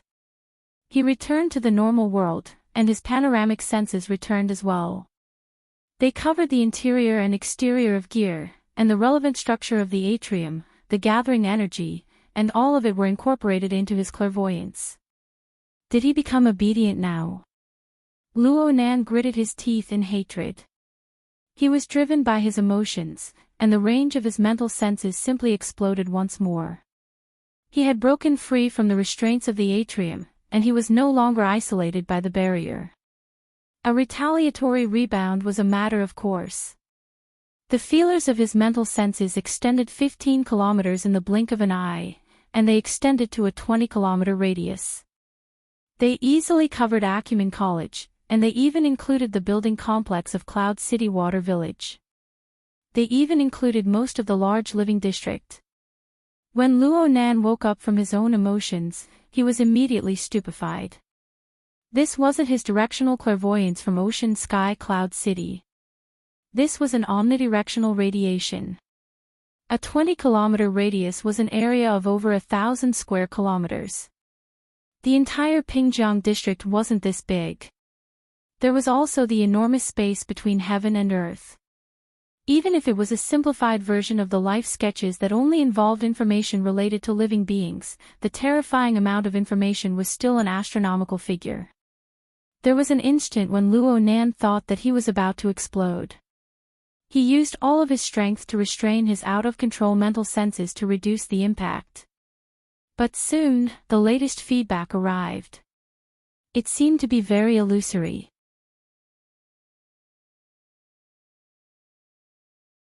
Chapter 353. His mental senses covered an area of over 1,000 square kilometers. At the same time, he drew the life sketches of hundreds of thousands of living beings. He projected 1 trillion stars. The range and level of his senses were outstanding. He could not determine the limits of his soul body's endurance. However, the first impression Luo Nan got was far from perfect. He could not help but think, could it be that formatting theory was stimulated by studying here with his mother? Could it be that formatting theory had an explosion of uncontrollable growth? Luo Nan knew that there were risks in the out-of-body state, but this extent of expansion and this explosive rhythm far exceeded his expectations. Even if he had the external neuron to prop up the God gear, even if his liver energy was leaking and the body gear was constantly rotating, his fleshly body might not be able to support it. He did not dare to stay in the atrium for long. He immediately soared up. However, he felt a subtle feeling when he intersected with the residual energy that had yet to dissipate. A thought suddenly popped up in his mind. It seemed that the changes in his soul body were quite large this time. The details of his mental senses were abnormal. They far exceeded any of his previous experiences. Perhaps it was not just an increase in quantity. It involved other aspects. Unfortunately, the details were too many and too trivial. The feeling was fuzzy, and he was unable to make a judgment in a short amount of time. Luo Nan could not figure it out, so he did not force it. The appearance of a problem often led to other problems. Right now, he needed to return home as soon as possible. Putting aside the external neuron, he needed to confirm whether or not the structure of his body and soul had collapsed into imbalance once more. Luo Nan's thoughts spun in the gears, and he set foot on his return journey. He flew under the gloomy dawn sky, and his mental senses had long since covered the path back. Within his all-pervasive penetrative senses, skyscrapers were like gathering smoke. They were nearly nothingness. Luo Nan charged forward in a straight line. His flying soul was like a phantom, almost like a ghost. The more he did this, the more he felt that something was wrong. His soul strength had certainly grown, but after a period of buffering, Luo Nan felt that the amount of growth was not as terrifying as it had been before. At most, the Wraith sign had hunted once and fed him back.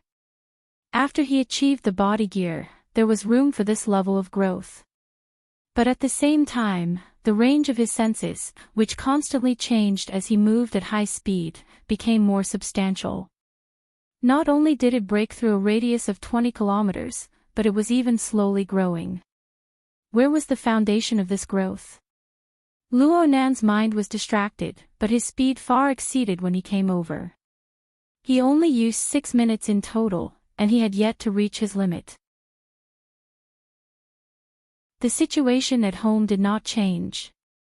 After tossing and turning for most of the night, Uncle and Aunt did not know when they had fallen asleep. The house was very quiet. About a kilometer away, on the street of the community, the security guards stationed by the association were guarding the relevant surveillance equipment with bright eyes. However, whether it was the instruments or the security personnel, none of them had any reaction to Luo Nan's mind wandering. It wasn't that they were incompetent. Luo Nan was a target that moved within the polar domain of the abyss region the moment his soul left his body. Most B-rank powers would be blind even if they came. Luo Nan's soul body resided on the roof of his home. Below him, his peacefully sleeping body was like an enormous whirlpool. It had an instinctive attraction towards soul bodies.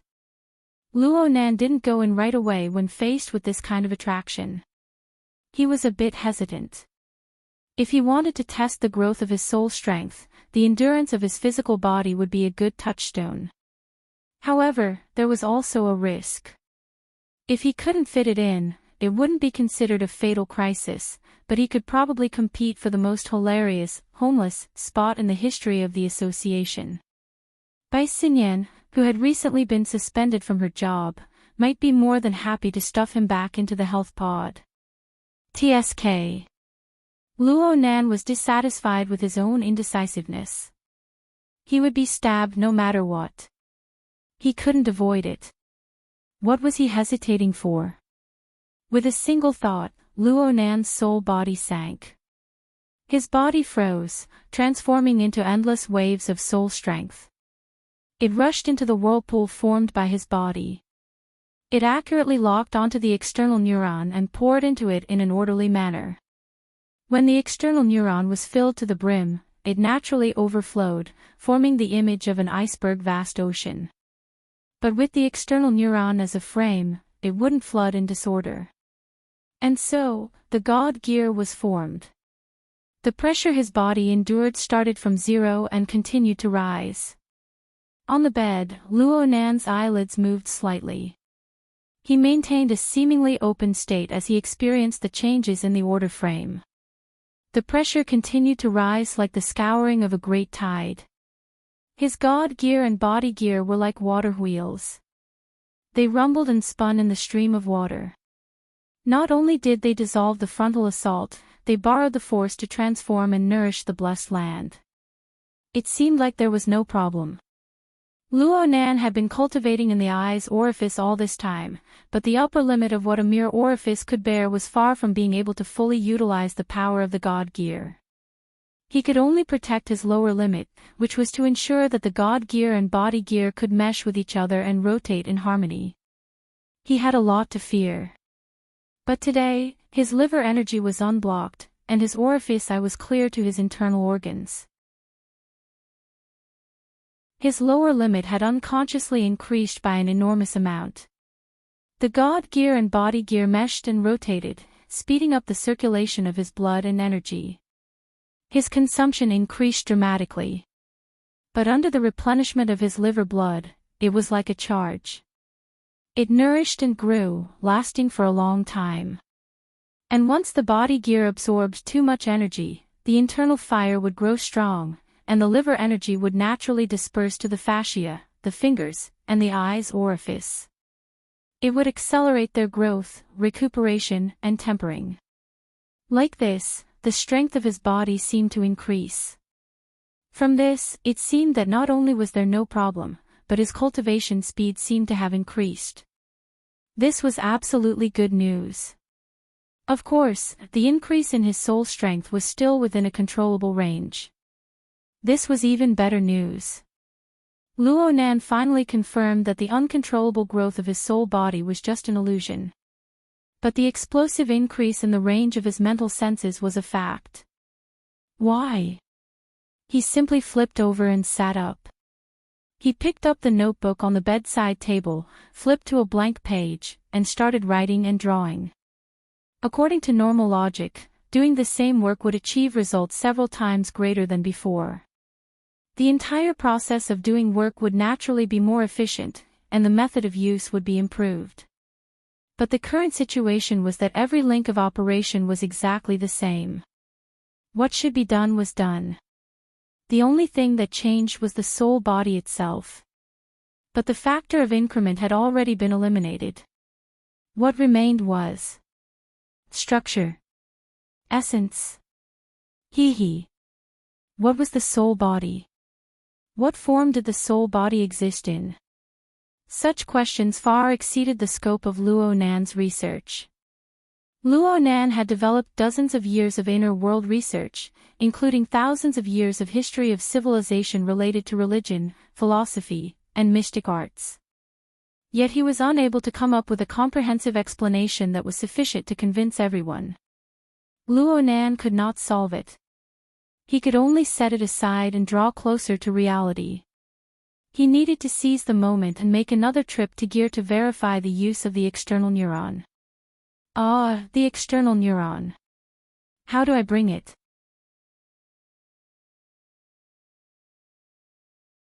Chapter 354. Reality proved Luo Nan's worries. When he used his habitual out-of-body method to pull out his soul body, the external neuron did not react at all. It continued to coil within his brain like a long snake of electricity. It had a calm feeling of, who cares where you go? I'm right here. But saying that the external neuron was completely uncontrollable would be an unfair accusation. When Luo Nan used the traditional method, a mere thought caused the external neuron to obediently change locations within his brain. The coiling electricity flickered and flickered, echoing from afar. See, I knew it wouldn't be easy. Luo Nan made a few strokes on his notebook. The problem still existed, but the concept in his mind grew clearer and clearer. The out-of-body state and the driving of thought seemed to be matters on the mental plane, but they weren't. According to the theories he had recently learned, the former was not necessary. The latter was actually a type of guiding energy with thoughts. He described the relationship between several elements in this way. The energy contained in the human body's functions was called vital energy. It flowed through the entire body like water. The external neuron was like a parasitic fish in the water. Luo Nan's thoughts were like a small pebble. His thoughts did not have the power to directly drive the external neuron, but they struck the water and created waves. They were enough to startle the fish, causing the external neuron to make changes. As for why the external neuron was able to accurately judge his thoughts, was it an intelligent judgment? Or was it a more subtle mechanism? Luo Nan was leaning towards the latter. From the looks of it, an interference force must exist on the mental plane and the material plane in order to drive the external neuron. Then I have no choice. Should I reverse the flow of my true energy? Luo Nan laughed to himself. The most effective method for him to realize interference force was the heart lantern of the eye's orifice, formed from the coupling of the God gear and body gear. Due to the overwhelming superiority of the God gear over the body gear, and due to the guidance of practical problems, Luo Nan had always exerted force from the mental plane to the material plane. Now, he had to make a great reversal. The order frame of his God gear and body gear coupling allowed him to adjust the direction of application. In theory, there were no obstacles at all. However, the initial operation had to be carried out within his own brain. For the sake of caution, he had a very strict control over the strength of his interference. The light of the heart lantern of the eye's orifice flickered. It no longer shone upon the outside world, nor did it penetrate his internal organs. Instead, it shone with the electric snake of the external neuron within his brain, gradually pouring warmth into it. The external neuron vibrated vigorously, crackling with electricity. It seemed a bit uncomfortable. Sometimes, it coiled, and sometimes it stretched out. It was like a transformation of a heavenly dragon. It was marvelous beyond compare. If one did not consider the consequences, it would be like playing with a novel toy. It was very interesting. Luo Nan noticed that the shape of the neuron in the outside world was changing all the time, but its essential state did not change. It was still the core framework of the divine wheel. The structure of the iceberg ocean was powerful and heavy, yet stable and thick. Luo Nan had a question. Was the core of the God gear? Luo Nan didn't have a clear answer, but he had an indescribable comprehension. At least at this moment, the difference between the material and the mental wasn't that clear. He carefully experienced this feeling, strengthening the interference between the mental and material planes.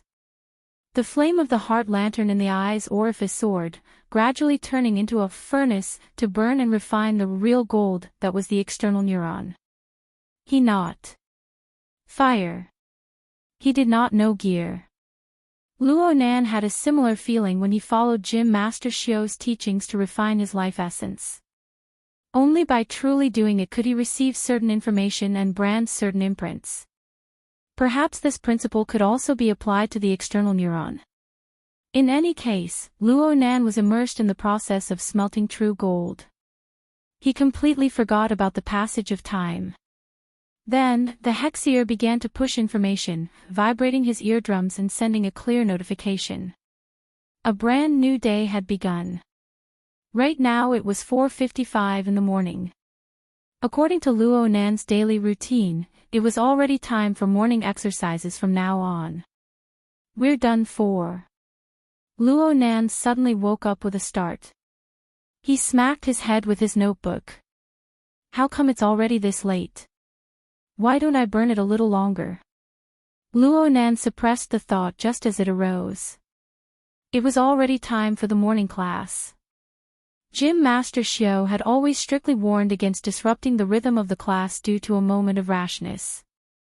He couldn't push it back either. Recently, he had been working and resting strictly according to the plan. The association's security measures were also based on this. Sudden changes would cause trouble for many people. Needless to say, his plan to explore gear a second time came to a premature end. Luo Nan couldn't help but feel depressed. He could only suppress his impulses and adjust his mind. He used his morning meditation to guide and sort out his weed-like emotions. After stumbling for a few minutes, the powerful force of inertia pushed him back on the right track. Luo Nan had 40 minutes of morning classes and a morning run that was several times the time. Luo Nan returned at 7. As usual, his uncle had already prepared breakfast and was waiting for him to start eating. In the living room, his aunt was fiddling with her wristband with her head down. She had put on some makeup, but she didn't look lethargic because she hadn't slept for half a night. When he saw Luo Nan return, he used his chin to point at Luo Nan. Your uncle has something to do today, so he'll be leaving a bit earlier. Keep up with the pace. Oh. Luo Nan responded. He couldn't help but ponder in his mind. How could he make his aunt and uncle feel at ease? They might have to trouble Secretary He for this. He went upstairs to wash up. When he reached the staircase, Mo Ping came over with a yawn. When he saw him, he gave a sleepy yawn and went downstairs. Mo Ping just brushed past Luo Nan when he thought of something. He let out a sigh and grabbed Luo Nan's shoulder. But when her palm cut across, her fingertips didn't even touch Luo Nan's clothes. Instead, she nearly pinched Luo Nan's shoulder. Why are you running so fast? Mo Ping complained loudly. It's because you're too fat. Luo Nan turned his head. Right now, his physical skills were still mediocre. They were worlds apart from Shuelei and Cragburst, who had strengthened their fleshly bodies. But he had the support of the heart lantern of the eye's orifice. A little fatty like Mo Ping, who lacked training, really shouldn't even think about getting close to Luo Nan. Mo Ping used his thick finger to poke Luo Nan. Fine. You like the new and get tired of the old. You live off me while helping outsiders. You're just like this. It's a shame that I thought of you when I had good things to do. Luo Nan rolled his eyes at him and walked into the house. You're going too far. You hook up with that Leicester every day. Why don't you think about how long it's been since we brothers got together? Luo Nan had already entered the bedroom. He spoke casually. I'm at Acumen College. You're at 6th High. If you want to hook up with me, then skip class and come over. Mo Ping gave a thumbs up. Brother, you're a god in calculations. Luo Nan finally looked him straight in the eye. You. Skip class. Quiet. Quiet. Mo Ping jumped in fright. It must be known that his great mother was in the living room. He pushed Luo Nan inside. He originally wanted to talk about business, but when he saw the clean appearance of Luo Nan's bedroom, he could not help but ridicule perfectionist obsessive-compulsive disorder. Pure. Luo Nan was ready to kick this guy out. Mo Ping shrunk back. Let's talk business. Let's talk business. Have you received the compensation from Frost River Reality yet? Ha! It was last time in the city center. That mess happened. After that, they gave every customer who was present a member promotion compensation. Those who aren't members have membership. Those who were originally members have all been promoted by one level. In addition, they also gave luxurious gift bags and whatnot. Have you received it yet? From Luo Nan's perspective, Frost River Reality did not represent any beautiful memories. He entered the bathroom to adjust the water temperature. He casually responded, so what? So what? After a member gets promoted, their expenses will drop by at least 20%, okay? And they also give out coupons. If you reach 1,000, you get 800. Adding them together, it's almost free. It's most suitable for group activities. Luo Nan sneered, go if you have the guts. If you go to the police station again, just don't look for me. The one in the city center. I'm definitely not in the mood. But near your school is the Cloud City Water Village. Didn't they open a branch recently? They claim to have the best equipment in the city. Brother, here's your chance to show off. Hey, what are you doing? Taking a shower. Clear the place. Luo Nan pushed Mo Ping outside. With his current strength, he could easily crush this sturdy brother of his. He directly pushed him out the door. Mo Ping still wanted to persuade him, you do this every day. You run in the morning and you train. Even if you build a body of muscles, what's the use? You still need to go the social route. Only then will you have a chance to show off. Don't you understand? This is a get-together. I guarantee that I'll bring high-quality beauties from 6th High. You can't lose face to the Mo family and the Luo family. At the very least, you have to be equal. Let's talk about it when you can actually hook up. I'm in a hurry. Listen to me, brother. You don't have any friends. Mother will definitely be a million times worried about you. You'll be a mama's baby for life. Oh, an aunt's baby. Hey, think about that house in Blue Bay. You wanted to just sit there and eat dust. Luo Nan always wanted to live alone. This wasn't a secret in his family. But the earthquake in September and the consecutive hospital visits last month had ruined his hopes. But Mo Ping didn't know that the main reason Luo Nan wished to be alone was to secretly make drugs. Right now, he no longer had the motivation to do so. Plus, he had offended more and more powers in succession. Even Luo Nan himself didn't know whether it was better to move out and attract firepower or to take care of his family nearby. Thinking too much about this sort of thing was really annoying. Luo Nan directly closed the door. He ignored Mo Peng's clamor outside and entered the bathroom to take a shower. Just as he stood under the shower head, the Hexier suddenly transmitted a message. The sender was Zhang Yingying. The message was very short. There were only 2 sentences, be a bit more proactive. Don't let people look down on you. This message came out of nowhere.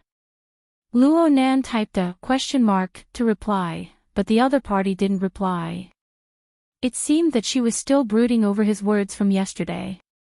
Luckily, there was a document attached to the message. Luo Nan took a hot shower as he browsed. This was an internal report Peony had given to the firm. It was undoubtedly related to the search for mutants. It could be seen that Peony had a more comprehensive grasp of the entire situation after a night of brewing. She had already proposed an extremely feasible plan of action. Luo Nan believed that he was unable to come up with this sort of plan. But this report was different from the one he had shared with the Cloud Space yesterday. This report was for the high-level members of the firm to read. Some of its contents were more sensitive.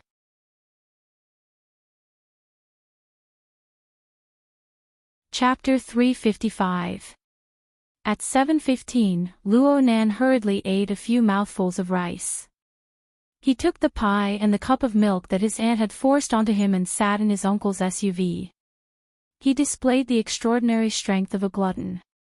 The car hadn't even driven out of the community when he finished eating the second half of his breakfast. He opened the car window and accurately threw the empty paper cup into the trash can on the roadside. His level of moving target practice was far beyond that of most people. Uncle Mo Hai Hang shot a glance at him and closed the car window. "You're not guessing, right? How could that be? I didn't train in martial arts for nothing." Luo Nan still clearly remembered the scene of the two elders racking their brains at the head of the bed in the wee hours of the morning. He felt ashamed and subconsciously jested. "Look at my skill and accuracy. Uncle, take me to play with guns someday. I've forgotten where the doors of the shooting center face in the past few years." "Sure. It's rare for you to ask." Mo Hai Hang straightforwardly agreed. Then he seemed to ask casually, "How have you been at school recently? I mean, have your social circles gotten a bit bigger?" Luo Nan felt that his uncle's words had a deeper meaning. He responded with a few words, but he was worried that he would be too vague. It would be hard to gain the trust of others. He just so happened to have a matter on hand, so he changed his tone and spoke.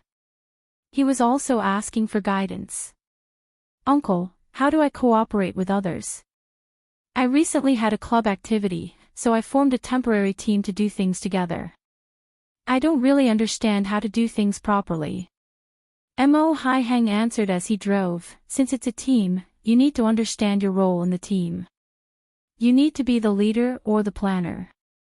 You need to know your place as a technician or logistics." This answer was too perfunctory. Luo Nan wasn't very satisfied. "This is from the standpoint of a team." "That's right. Since it's a cooperation, of course we need to talk about the team." Luo Nan rolled his eyes. "I want to work from a personal perspective. I want to know how to be respected in a team." Mo Hai Hang looked at the road and didn't look at Luo Nan. He laughed and answered, "The concept of respect is too vague. There's no universal standard. Everyone's role is different. Their expressions of respect will be different as well.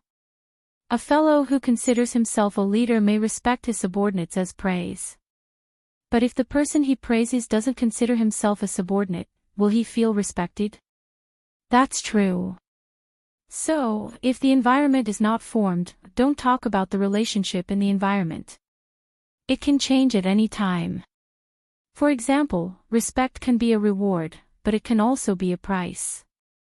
That temporary team of yours, we'll talk about it after it becomes a qualified team." Talking with an intellectual like his uncle was far too taxing on his brain cells. Luo Nan first shrank back. He half closed his eyes and looked again at Peony's evaluation and the internal report. Crow's professional level is unknown, and his initial judgment is that he's introverted. He's not good at communication and lacks initiative. It might be more appropriate to classify him as a support. There might be room for negotiation in future collaborations. This was his partner. The official operation hadn't even started yet, but she was already trying to seize power. What was even worse was that she was trying to bargain. Luo Nan admired Peony's eyesight and judgment, but this attitude inevitably made him feel uncomfortable. It also made him doubt Peony's structure. One had to know that this outsourcing was actually a compensation from Her Majesty the Martial Empress. No matter what, she would not discount it. Peony's words instead proved that her position in the firm was relatively ordinary. She hadn't felt the boss's pulse. Wait a minute, this isn't like Peony's style. Luo Nan picked at her words and suddenly realized something. The so-called bargaining might not be to cut off the amount of money for the outsourcing. Instead, it was to settle down on future solicitations. If this was the case, then it was quite brilliant. At the very least, she could understand part of Her Majesty the Martial Empress's intentions. Luo Nan still had to ask He Yuan before he obtained an answer. Luo Nan felt mentally exhausted to be on the same team as this kind of person and to seize the upper hand. Mo Haiheng took the initiative to talk to him at this time. I have a general idea of what you're thinking. You feel that you need to have a goal or a paradigm when doing things. If you really don't know what to do, then learn from me. I feel that we are quite similar. See if we're suited to each other. Luo Nan immediately teared up. I was waiting for you to say this. I have a motto. Take a look. Mo Haiheng sent him a message. It was very short, only 8 words. Those who set up don't set up. Those who cross over don't do.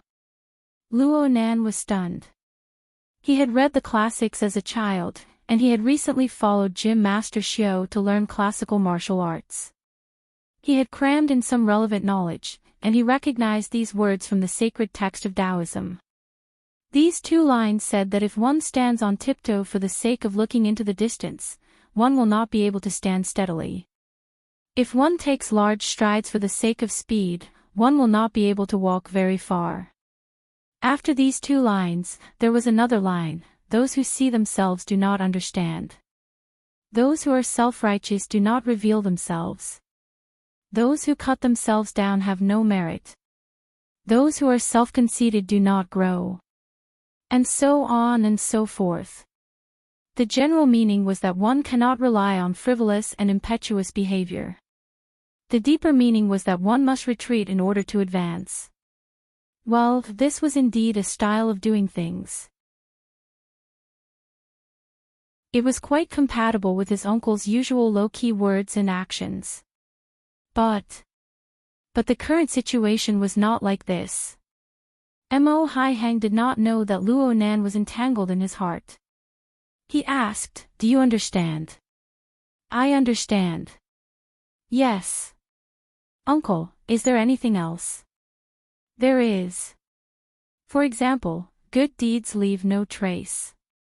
Good words leave no flaw." "I know."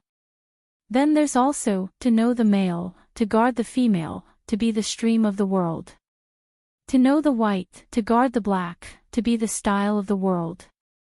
To be the style of the world, to be eternally virtuous, to return to the limitless. Simplicity is a tool. The sage uses it as a commander. Therefore, the great system cannot be cut." Luo Nan was scared. He simply memorized the entire passage in one breath. There were at least 80 similar sentences in the Book of Taoism, if not 100. But this was really not what he needed. Mo Haiheng laughed loudly. "Look. You clearly know what you want to do. Why do you need to ask me?" Luo Nan knew that he had been played. He was left speechless for a time. Actually, he wasn't interested in any kind of method. He didn't need to suppress others.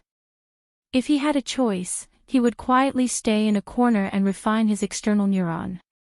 He would carefully experience this process and see what kind of result he would obtain in the end. However, he needed to do some things in order to obtain this peace. This entanglement was not something that could be explained to outsiders. Mo Haiheng used his finger to draw circles on his temple. "Let me guess what you're thinking about. You want to do something, but you don't know if you can do it.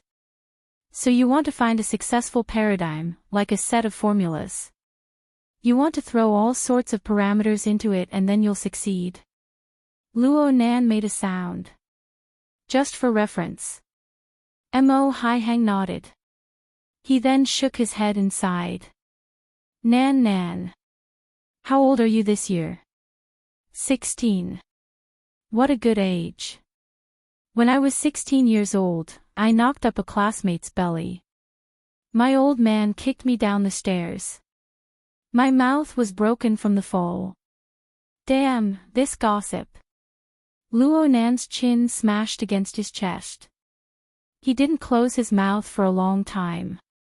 Mo Haihang's gaze was fixed in front of him.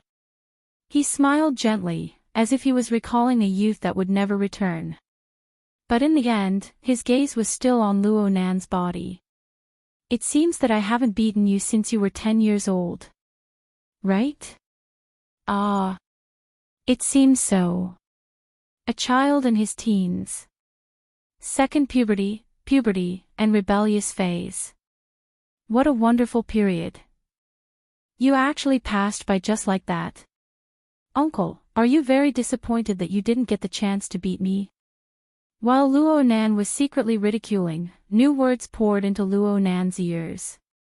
Tell me, should I praise you for being mature for your age? Or should I worry that there are problems with your physical and mental development? Luo Nan raised his head in surprise. He met Mo Haihang's clear and cold gaze. He realized the serious attitude within. Humans have never been perfect creatures. The evolutionary history of this species is a history of trial and error. At most, they have decent luck. So, society is very cruel, but it always leaves some room for trial and error. This is especially true for young people. Your grandfather's societal format chart only lists students. There is a group of people who pay tuition fees within it. His uncle's words had a scholarly seriousness to them. Luo Nan was a bit flustered. He didn't know what attitude he should use to respond. In the end, he could only respond with grunts. Mo Haihang seemed to be interrogating him. Then, Nan, you tell me. Why are you so stingy with your tuition fees? Are you prepared to press down on all the flaws and then lose everything in an even crueler stage? Luo Nan didn't even have the strength to respond with grunts. He felt that his uncle today was completely different from usual. Perhaps last night's matter made his uncle think a bit more. Was his uncle probing his attitude right now? Luo Nan really wanted to say that it was a misunderstanding. There wasn't some inexplicable organization looking for him. But if he thought about it a bit more, the nature of the situation he was facing was more or less the same. Wasn't this a problem caused by Her Majesty Empress Wu's group of people? His mind spun a few times, and he finally came up with words with great difficulty. So you're saying that I have to feel the stones and cross the river. You're saying that I have to fall down a few times. You guys are Uncle Wolf and Aunt Eagle, okay? Come on, I know that you don't like student activities, Uncle. Luo Nan did his best to disturb the atmosphere. He muttered, know the male and know the female. Know the white and know the black. Know the honor and know the disgrace. Suffering losses is a blessing. I know how to carry, okay? Mo Haihang looked at him calmly. In the end, he washed away all of his solemn and cold aura. He returned to his normal state and smiled. I hope so. Oh right. You need to keep your mouth shut about the matter I just told you. You don't really want me to beat you up, right? Luo Nan blinked. If you don't say it, then I need to have the courage to pay the tuition fees. Ouch. Mo Haihang really did slap Luo Nan's ear. Of course, he didn't use any strength. Even if he did, he wouldn't be able to slap Luo Nan, who had the heart lantern of the eye's orifice. The interior of the car became lively. The autopilot system displayed its proper function. Luo Nan knew that some things had truly become different amidst the laughter. He needed to get used to this change. The car hadn't yet arrived at Acumen College. Far away in a certain park in the River Wu district, an enormous crow flapped its wings and took flight. It flew along the city's riverside greenery at a low altitude. The rubber band tied to the crow's leg vibrated slightly, transmitting real-time information to the crow.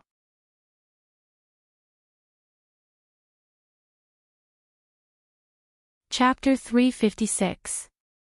In the driver's seat, Master Jean didn't change his gluttonous nature.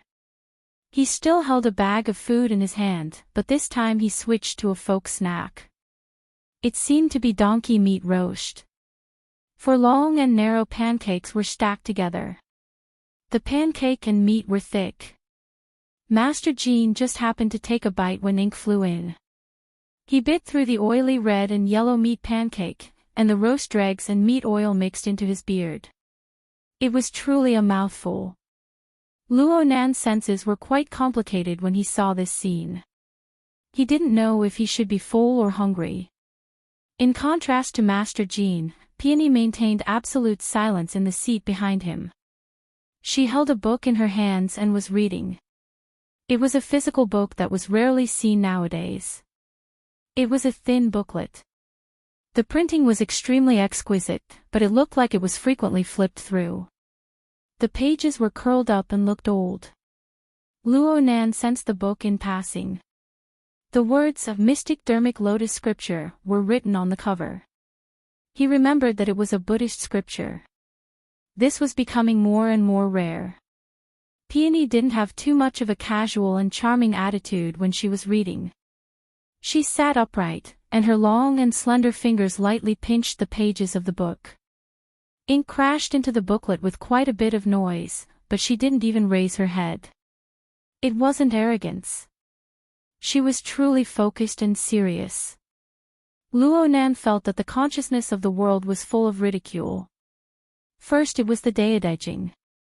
Then it was the mystic Dharmic scripture. What was going on today? Was someone going to bring a Bible over later? Ink didn't waste any words after entering the booklet. The civilian SUV started up and entered the high-speed magnetic rail. It followed the signs and sped toward the city. It was leaving the city. According to the plan, today's topic was still a meeting, but it was an on-the-spot meeting. Trigate Security arranged for the entire team to investigate the infiltration of the mutants on the spot. They also introduced more detailed information. Peony closed the book after the car started up. She even added a bookmark. She looked like she cherished the book. Perhaps this book had extraordinary significance to her. Luo Nan put himself in Peony's shoes and made a guess. However, Peony clearly wasn't prepared to discuss Buddhist scriptures or private matters with him. Her gaze shifted to Ink, and her eyes hooked into a charming arc. Crow, you nearly caused Mr. Ink to be late. The strange form of address and the corresponding person would make the heads of those unfamiliar with the team explode. Luo Nan thought of yesterday's small discussion regarding the form of address. That was the longest conversation they had yesterday. Perhaps Peony's preliminary judgment had largely originated from this. Luo Nan wasn't good at this sort of analysis, so he simply didn't care. He maintained his silence. Peony really did display quite the initiative. For the sake of increasing efficiency, we can change the team's mode of operation.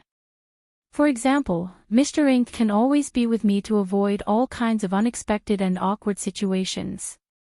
She didn't say what the awkward situations were, but Luo Nan could roughly imagine it. Peony asked again, does Mr. Ink need to recharge? Charge.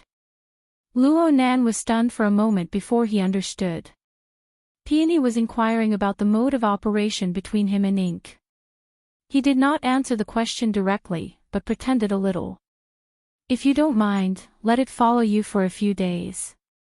I'll be online anytime. Ink could also hear that the two were talking about it.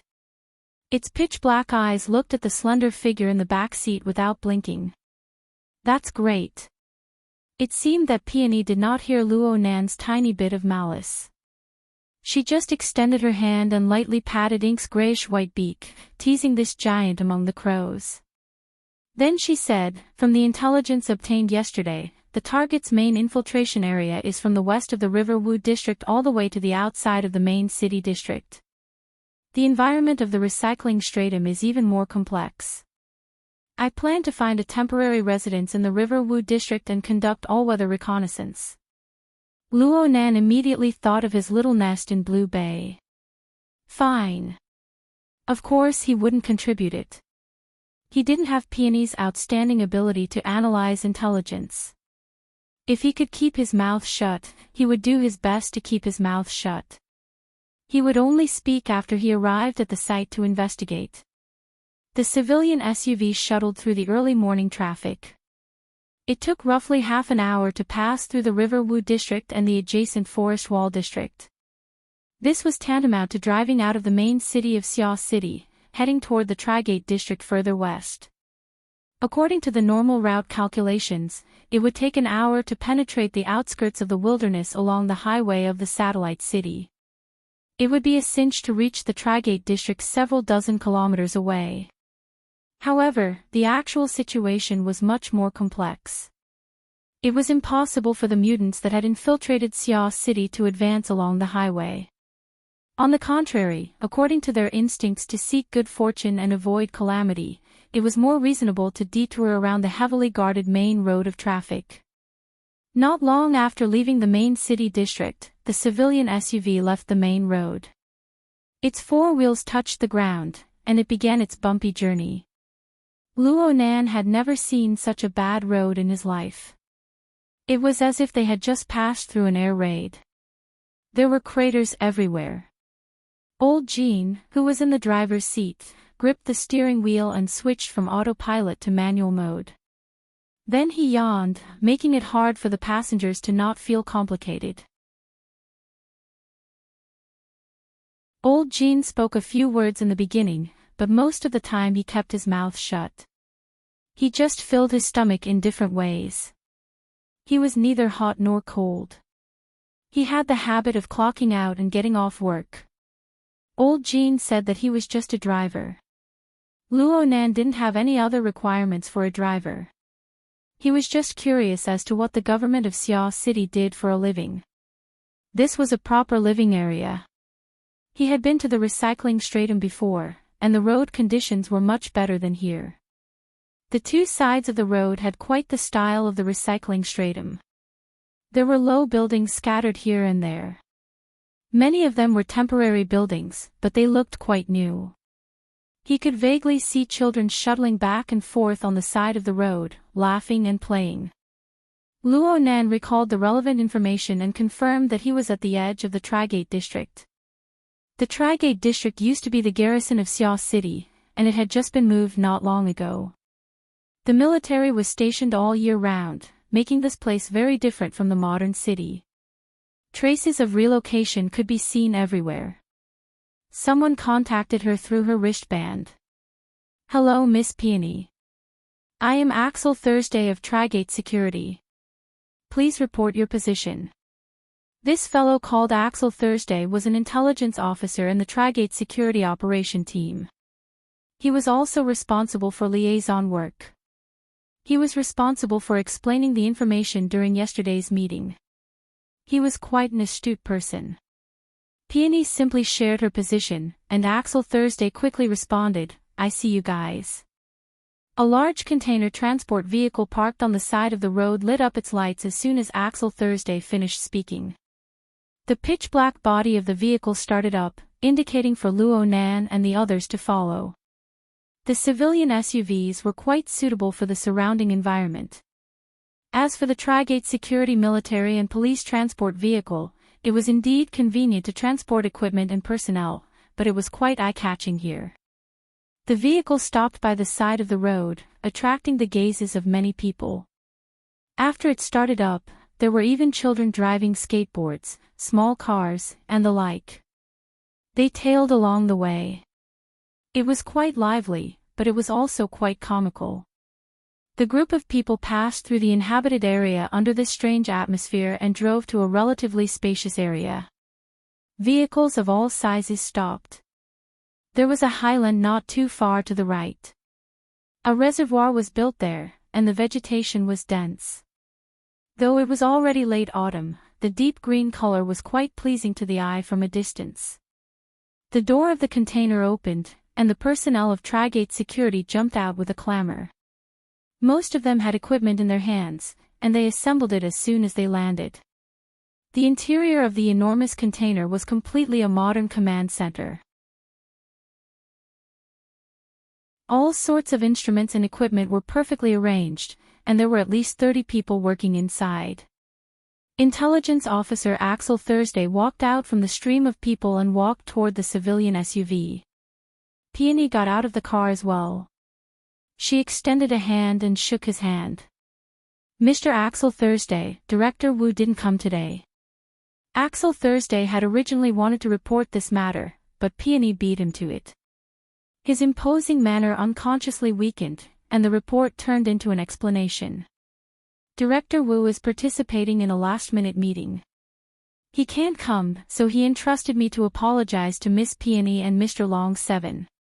Long 7 is already here. Mr. Long 7 came a bit early. He said he was going to take a look at the reservoir. Oh yeah.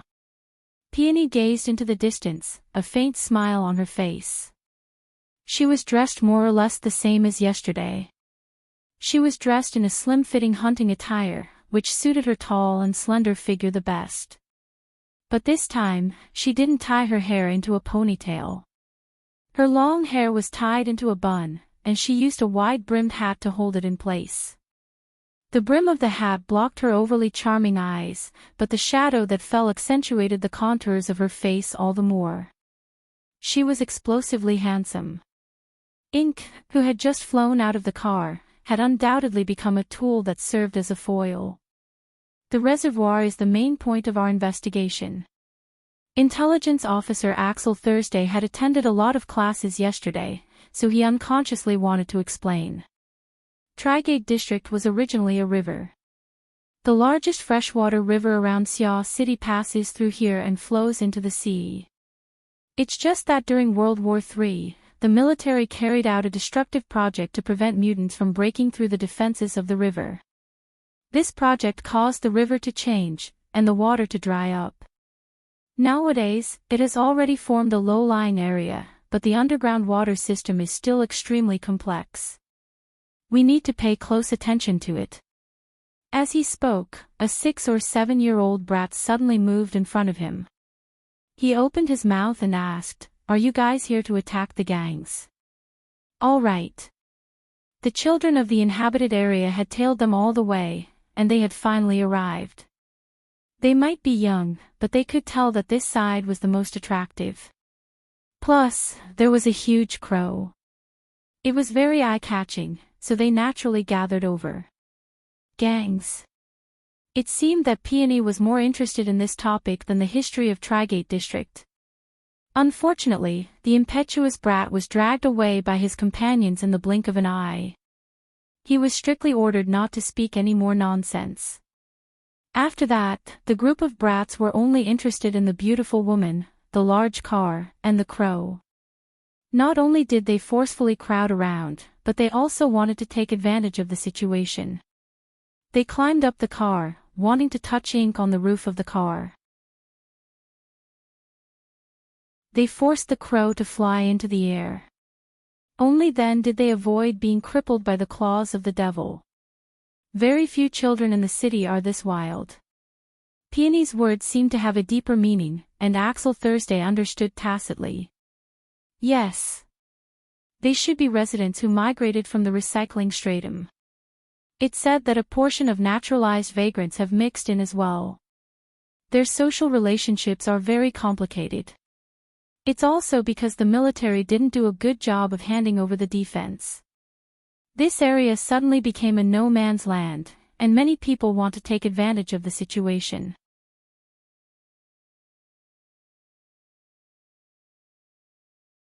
Chapter 357. Today, Long 7 wore an outdoor leather jacket, short riding boots, and a checkered scarf around his neck. He was like a male model walking on the runway. He was very flirtatious, and together with Peony, they formed part of the operation team's attractiveness. However, he himself was quite professional. His entire body was covered in dust, and his leather jacket was stuck with spider webs. Clearly, he wasn't just going to the reservoir to take a look. Long Seven casually patted the dust off his jacket and asked, "Is the power of the gang spreading faster than the government?" Axel Thursday didn't want to say anything, but Long Seven and Peony both stared at him. It looked like they were very interested in this topic, so he could only explain, "Do you see that road? It's the one that's been half repaired." When they left the city, people more or less noticed the old road that extended from the main city district. It was a two-way road with 12 lanes. It was very wide, but it was quite old. There were no high-speed magnetic tracks installed. The follow-up construction didn't keep up either. It still had a bit of shape when it extended from the city, but it was unknown where it started, but it was annihilated among the buildings. This road has a history of 30 years. It was originally designed as the main east-west road of Xiao City, and it was connected to the war transport channel in the wilderness. But after superconducting technology became practical, the main road was laid out in the direction of the magnetic tracks, and this road became useless. Axel Thursday drew a dotted line on the digital map he had already projected. But its geographical location is still quite superior. Through this road, one can directly reach the recycling stratum of the River Wu district. Naturally, matters related to the underworld will be quite active there. Luo Nan recalled when he heard Axel Thursday say this. He had fought on this road before. It was that time with Jack. The gang was just a small interlude. Today's main goal was to discuss the next step of the operation. Actually, Luo Nan believed that Trigate security would immediately begin their formal reconnaissance and search when he saw their posture. But whether it was Trigate security, Peony, or Long Seven, they were more patient than he imagined. They continued to hold meetings. They held meetings in the old river, beside the reservoir, and in the inhabited area. One meeting followed another. Perhaps they never stopped. With great difficulty, the inhabited area came to an end. They followed the possible route of the target and gradually advanced toward the main city district. They could stop by the roadside at any time to conduct information collection and discussion. Perhaps from their perspective, this was a form of reconnaissance and search. Frankly speaking, Luo Nan was brimming with interest when he listened to the meeting yesterday afternoon. He was cautious and conscientious in the morning. But at noon, his patience began to plummet. At the end of the day, he was already used to using supernatural abilities to solve problems efficiently and directly. He kept a respectful distance from mathematical problems like models and probabilities. Yes, He Yuan had mentioned this tendency in her lectures. It was called extraordinary logic. This tendency was very common in the inner world. He just didn't expect that a rookie like him who had just joined would unconsciously be assimilated. When he looked at Peony and Seven Dragons again, he couldn't help but admire them. Of these two, one was an elite of the hidden indigo firm, and the other was a burner. They both belonged to the circle of the inner world, and it was unknown how they managed to overcome it. Luo Nan finally retreated in defeat. His mind completely returned to the campus, just in time for dinner. He and Shuelei didn't have the same classes in the morning, so they only met up after class and went to eat together. Acumen College's lunch break was extremely short. Only by eating a bit faster could they squeeze out some rest time. Luo Nan and Shuelei both had afternoon classes, so they were even more nervous. The two ate with their heads down. They only had the time to chat when they got on the tram that passed through the campus. Since it was lunchtime, Luo Nan talked about the matter of his eye orifice connecting last night.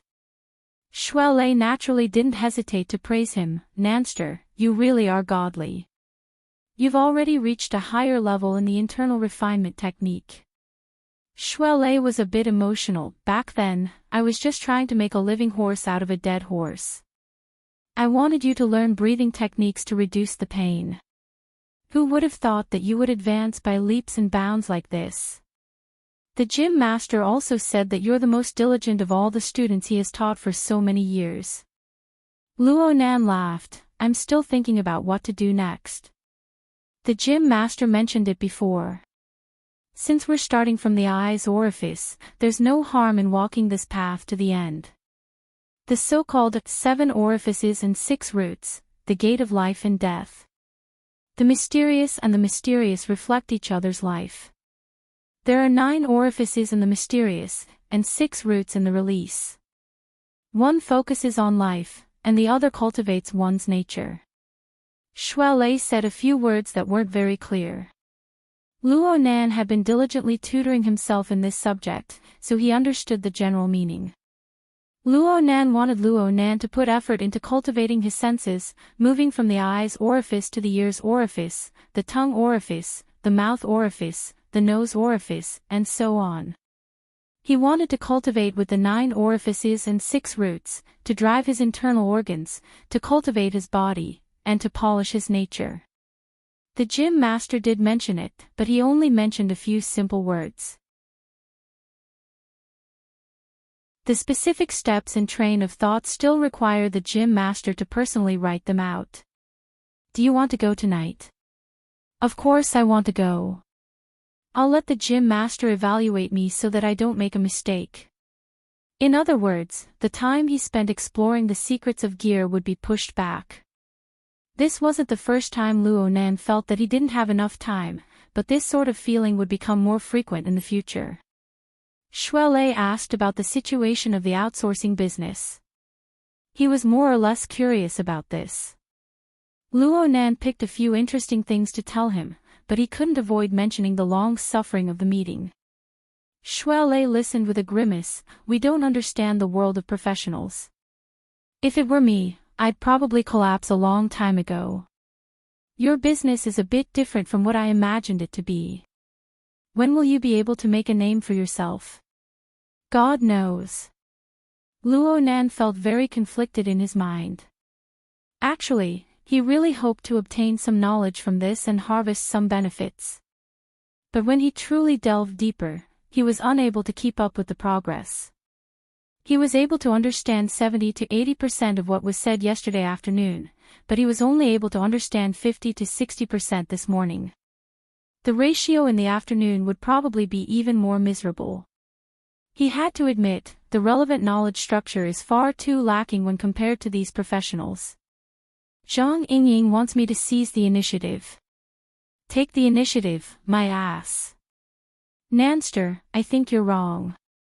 Shuelei shook his head over and over. The gym master said that the greatest taboo in cultivation is knowing half a thing. Piecemeal knowledge and opinionated logic, when combined together, is the road to death.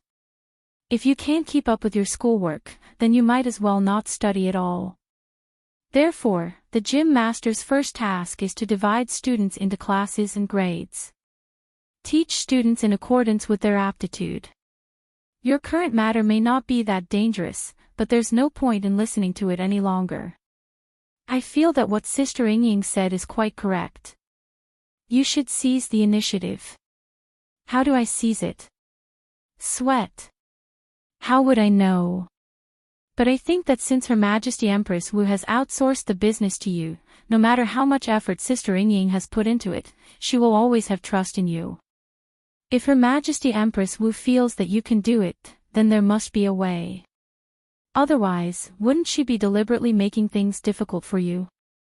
Shuelei's words were unintentional, but Luo Nan was listening intently. His mind was immediately stirred. Her Majesty Empress Wu outsourced the business to him. This was her way of compensating him. There was no reason for her to deliberately make things difficult for him. Her Majesty Empress Wu wanted to give him Peony as a partner. Her Majesty Empress Wu wanted to fill in the gaps. Otherwise, even if she was in the mood to give it to him, Luo Nan wouldn't have the face to ask for it. All right, Luo Nan had to admit that the professional standard that Peony displayed had scared him. Using the other's strengths to attack his own weaknesses obviously put him at a disadvantage in every aspect. Shuelei said, "Actually, I feel that you've done quite well in the past. Back at Frost River Reality, Red Fox, Papercut, and the others went against you, but in the end, they were all convinced by you. Of course, there was also last week. We practically didn't help at all. You handled everything by yourself." Cough, I didn't. Don't be modest. I was chatting with Crag Burst 2 days ago. He said that with that Devil Ray by your side, he could completely treat you as a B-rank power. Not to mention that heaven-defying pure sensing ability. Right now, your status in the Xia City branch is catching up to old man you of yesteryear. Hee, old man, you didn't have 2 extraordinaries to back him up. Really? You've done quite well. Shuelei rolled his eyes. Let's not act cute with malice. Don't tell me you want me to praise you from the beginning. All right, I'm speaking the truth. I really agree with Crag Burst's words. Your pure sensing ability is heaven-defying. I heard that Cat Eyes directly changed the direction of her abilities because of you. She's going to focus on long-range perception from now on. She's giving up on all-encompassing perception. Something like that happened. This was the first time Luo Nan heard of this. He blushed with shame for a time. In a certain sense, though Cat Eyes was his believer, this was an accident from start to finish. Cat Eyes was unwilling. Her emotions were unwilling. Luo Nan wasn't Nan Batian. He wouldn't force himself on her. Instead, he deliberately pulled apart the distance between him and Cat Eyes. Now it looked like he had pulled the distance a bit too far. All right, he was a bit distant from everyone. With the Hexier, it was very convenient to communicate on the psychic wave network. Shuelei had entered the society a month later than him. Shuelei could chat, fart, and listen to gossip. Shuelei could do anything. Luo Nan was the type of person who didn't have access to information. Character. Shuelei didn't know of Luo Nan's rueful thoughts. He continued, when we were chatting, I suspected that this ability of yours is still in the explosive growth stage. Every time you move, the number you obtain is different. Sister Yingying said that when you were at Frost River Reality, your soul-attached state had an upper limit of 500 meters. When your soul and body are united, the limit of your senses is 80 meters. But last time at Ocean Sky Cloud City, I was on the 88th floor, and you were on the viewing platform. You were on the 142nd floor. There were 62 floors in between. That's nearly 300 meters. You should have been in the soul and body united state back then. Luo Nan chuckled, this is the benefit of following the gym master in cultivation. Shuelei loved to hear these words. He immediately grinned until his eyes couldn't be seen. So, Nanster, you don't need to worry about anything. There's no need to worry at all. In the entirety of Xia City, not counting the 2 extraordinaries, there's no one who can compare to you in terms of all-encompassing senses. These words sounded very familiar. Luo Nan suddenly asked, did Yingying look for you to be a lobbyist? Shuelei's grin froze. Then he moved closer to Luo Nan with a fawning smile. I just feel that Sister Yingying's words are quite reasonable. I feel the same.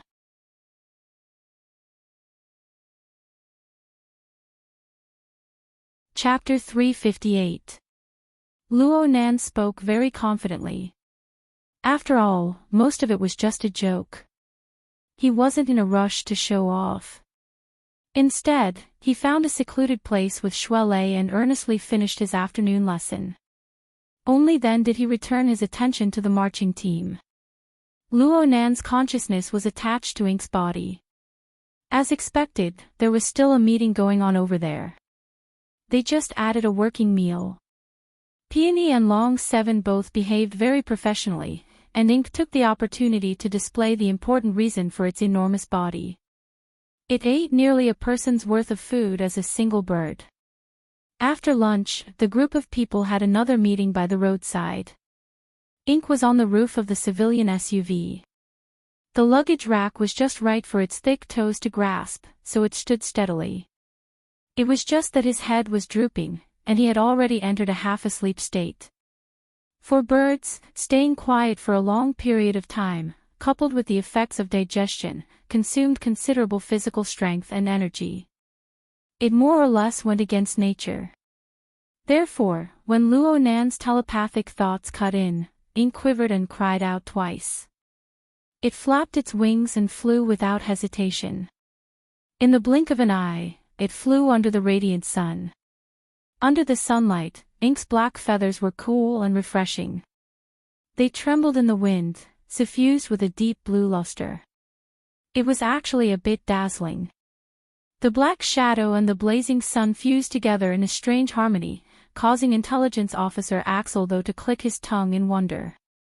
Of course, he couldn't help but suspect that it was a bit funny. This crow is vigorous and mighty. It understands human nature. It can be called a divine steed. His voice fell, and Ink flapped its wings. It turned in a different direction and flew far away. Soon, it disappeared without a trace. Axel though grunted. He covered his eyes with his hand and looked at the sky. What's wrong? Peony didn't even raise her head. Don't mind it. Ink circled in the sky for a moment before finding its target.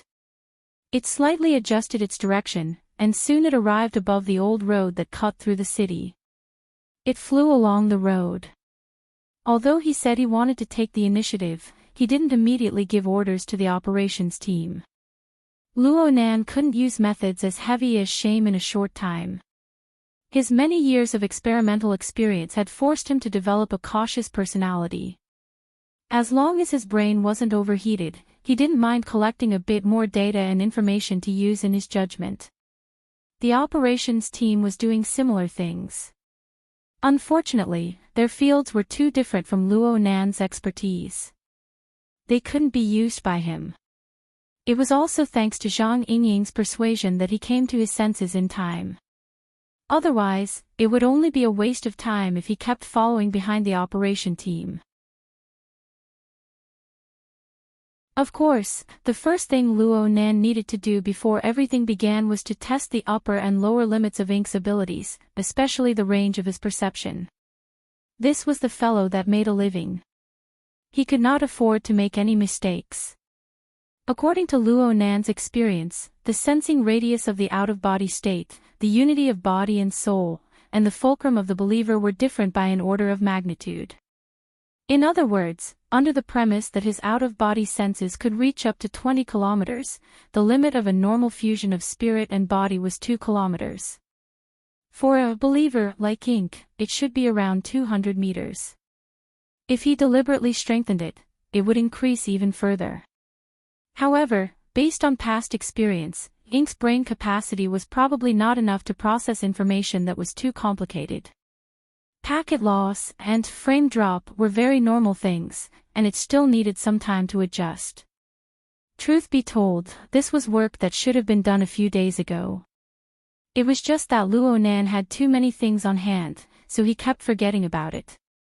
He pushed it back until now. Let's test the upper limit first. The situation was a bit unexpected when Luo Nan actually did it. Where was the packet loss? It was as if a high-speed magnetic track had opened up between Luo Nan's main body and Ink. The relevant information did not need to be transferred at all. No, it seemed like there was no transmission process. The distance in space was warped for some reason. This feeling was strange and familiar. Luo Nan spent a bit of time to recall.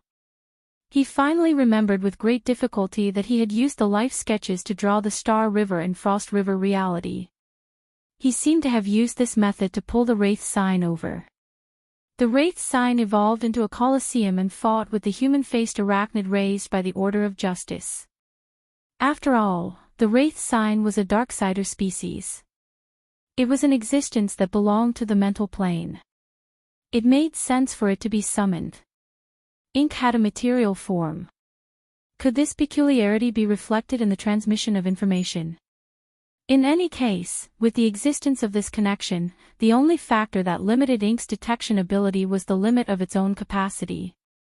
This made things much easier.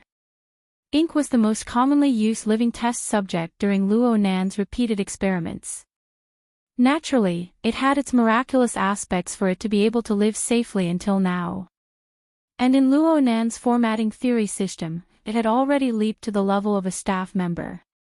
Its connection with Luo Nan was even closer, and this further catalyzed its basic abilities. Luo Nan was itching to give it a try. Ink transformed into a shadow, sweeping past the buildings on both sides of the old-fashioned highway. From Luo Nan's perspective, Ink was like a scout released in a strategy game. The fog of war was peeled away everywhere it passed, revealing a passageway that was 200 to 300 meters wide. However, the scene of reality revealed was mostly illusory. What was more dazzling to the eye was the floating and changing constellations of stars and the river of stars. Luo Nan didn't have any clear thoughts right now. In any case, he just needed to display his specialty. His specialty wasn't just the all-encompassing perception that forced Cat Eyes to change her profession. Just this matter alone, he felt that the starry sky constructed from the life sketches should be more suitable. Right now, a small starry sky was opened up with Ink at the center.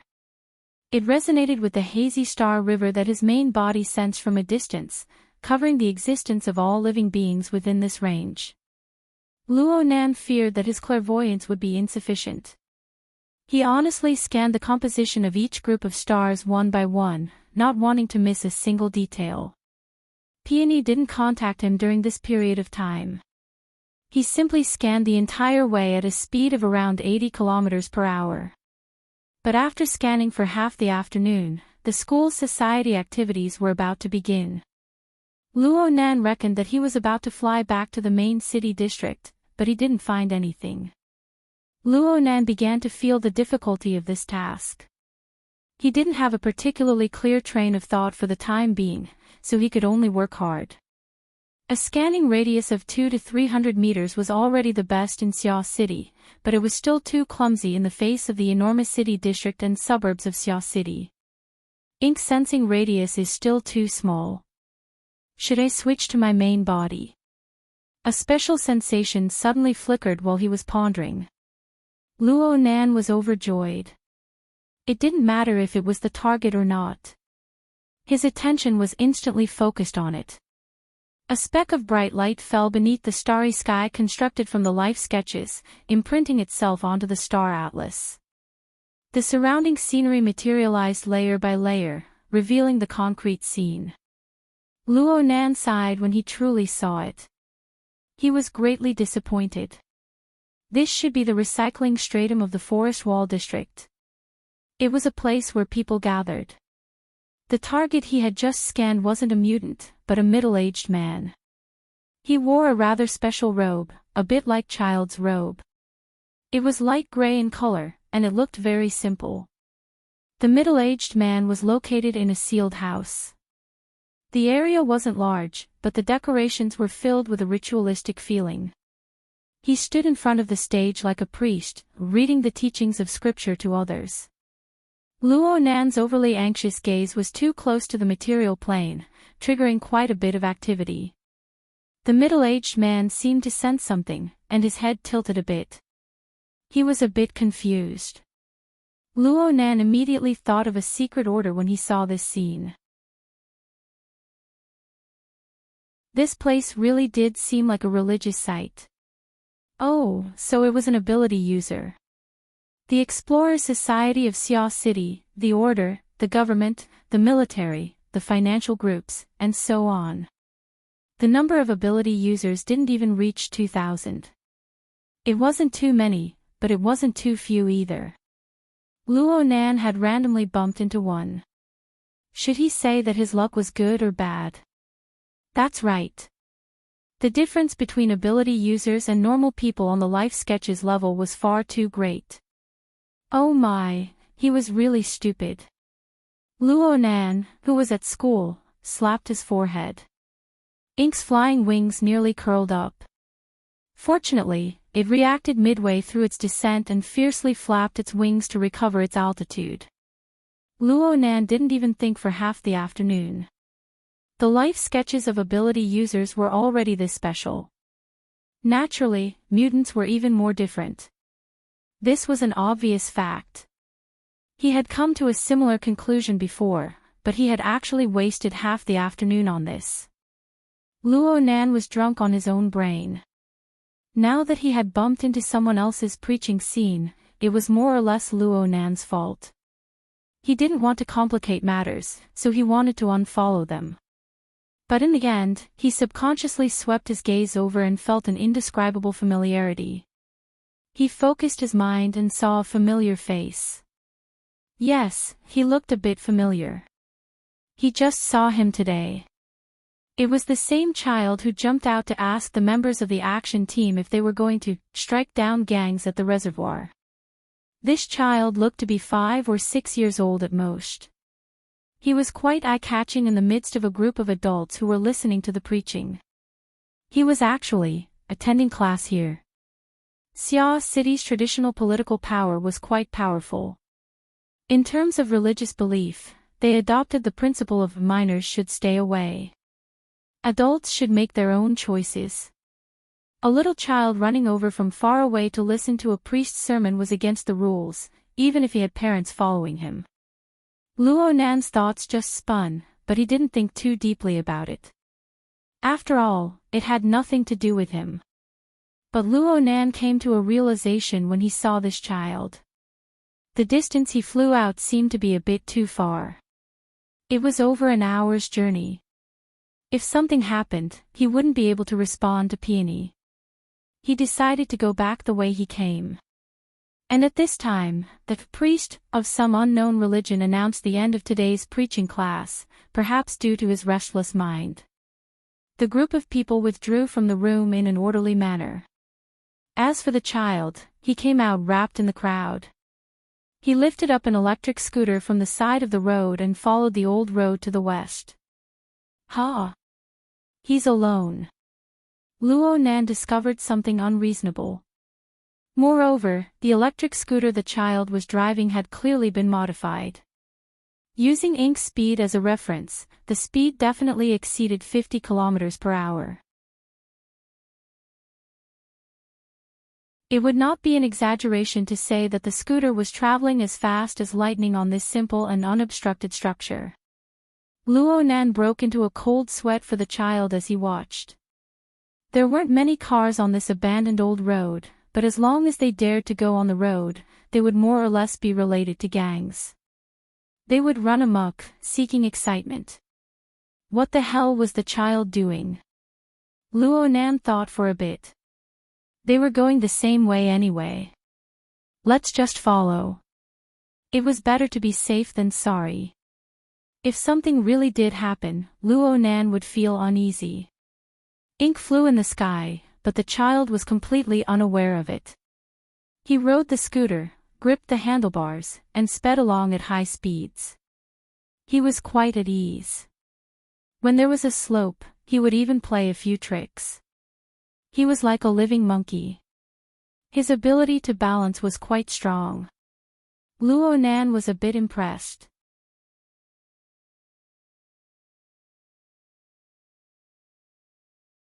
Chapter 359. The little monkey was quite young, but it was already a super player on this old-fashioned road. It was able to drive the simple and crude electric scooter to the effect of a high-horsepower motorcycle. Luo Nan followed it for a while and confirmed that there were no problems with the little fellow. He stopped staring at it all the time and went to study his own matters. He switched to clairvoyance, allowing the starry sky to be deep and the starlight to spread out. He only searched for special structures within. Of course, if he could see dark clouds that covered the starry sky, then it was definitely a big fish. But at this time, the enormous population base of Xiao City revealed its astonishing influence to Luo Nan. The contrast between 200 million and 200 million was a ratio of 1 in 100,000. It was destined that ability users and mutants were not easy targets to see. Ink's clairvoyance had a radius of 200 meters. Even a professional like Cat Eyes would be ashamed to death. But in front of the metropolis of the present age, it was still not enough. Front, back, left, right, up, down, down, and down, the stars were more or less flowing and arranged. Their structures were all mediocre. They were generally similar, and normal people were still the overwhelming majority. No matter how dazzling the starlight was, looking at it for a long time would make one dizzy. The hazy star atlas and its complex structure were like a maze. Contact with it too much, and one would feel fear. Luo Nan really wanted to turn it off and not look at it, but when he considered that the target was alive and could move at any time, and that the star atlas was constantly changing, he could only grit his teeth and persevere. Perhaps it was because he had seen it too many times. He didn't know when, but he felt that there were some other laws and principles within the mediocre and repetitive star atlas. There existed a minuscule amount of brightness. Perhaps it was a misconception. At the very least, the little monkey down below had its own characteristics when he looked at it the entire way. But it was still a bit lacking when it came to clearly distinguishing it from the others. Ink had to take care of the little monkey's speed, so it took an hour and a half to fly back to its starting point. Peony's exploration had come to an end, and they had returned to the vicinity of the inhabited area from before. They had missed each other, so Ink could only go back and continue traveling with the little monkey. Fortunately, this kind of good deed that was hard to come by in return soon ended. The little monkey bumped into his companions in an open space outside the inhabited area, and they immediately joined in the playing army. Ink hovered in the air, taking in the situation below. Behind them, Luo Nan felt a bit emotional. It was hard to tell the ages of these kids, but they were at least 5 or 6 years old. At this age, Luo Nan was already attending early education institutions. He didn't have the chance to be this crazy. Speaking of which, the trend of early education was overwhelming, and almost no one was spared. The settlement area had become a paradise. This wildness and freedom did not seem like the style of the residents of the metropolis. It seemed that the rumors of naturalized vagrants mixed in were not groundless. From another perspective, after the little monkey joined his companions, the subtle difference on the corresponding star maps was magnified, but it was still not clear enough. Luo Nan simply had Ink find a green belt and stop on a tree branch to observe from a close distance. There was probably no way out if he were to look everywhere. He might as well lock onto a limited number of targets and see if he could find some patterns and clues. He was going to draw an even more detailed life sketch for the little monkey and his companions, and then examine the differences within. As soon as he figured out the direction, Ink was discovered by the group of sharp-eyed kids. That big crow from this morning. It wasn't just someone who shouted, but it immediately attracted a group of people to watch. There was even a kid who threw a stone, hoping to catch it in one go. This action immediately drew a reprimand. "What are you being impatient for? My dad has a net shooting gun in his car. Let's catch it alive. We can use it to trade with that group of people later. We'll pay a high price." Sweat, this group of brats. Compared to his companions, the little monkey was quieter. He didn't respond, which comforted Luo Nan. "You're not an ingrate. I didn't look after you in vain." But no matter what, one little monkey was no match for a dozen or so brats. Luo Nan didn't want to be played as a target. He immediately flapped his wings and flew up. The group of kids became anxious upon seeing the situation. They had already treated Ink as a dish on their plate. They found it hard to accept seeing a cooked duck fly away. Rocks flew like rain amidst their shouts and shouts, but it was useless. The kid who volunteered to take the net-shooting gun moved quickly. His dad's car was right by the side of the road. The kid opened the trunk and took out the net-shooting gun. He took a look and was about to pull the trigger. He didn't know why, but he suddenly felt dizzy. His feet were in a mess. The ground was like a wave, rippling back and forth. He pulled the trigger, but he didn't know where the gun was pointed. It's an earthquake. It's an earthquake. In the past month, the frequency of earthquakes in Xiao City had decreased. Most people were familiar with this feeling. But the people who stayed in the temporary inhabited area were still very sensitive due to the strength of the buildings.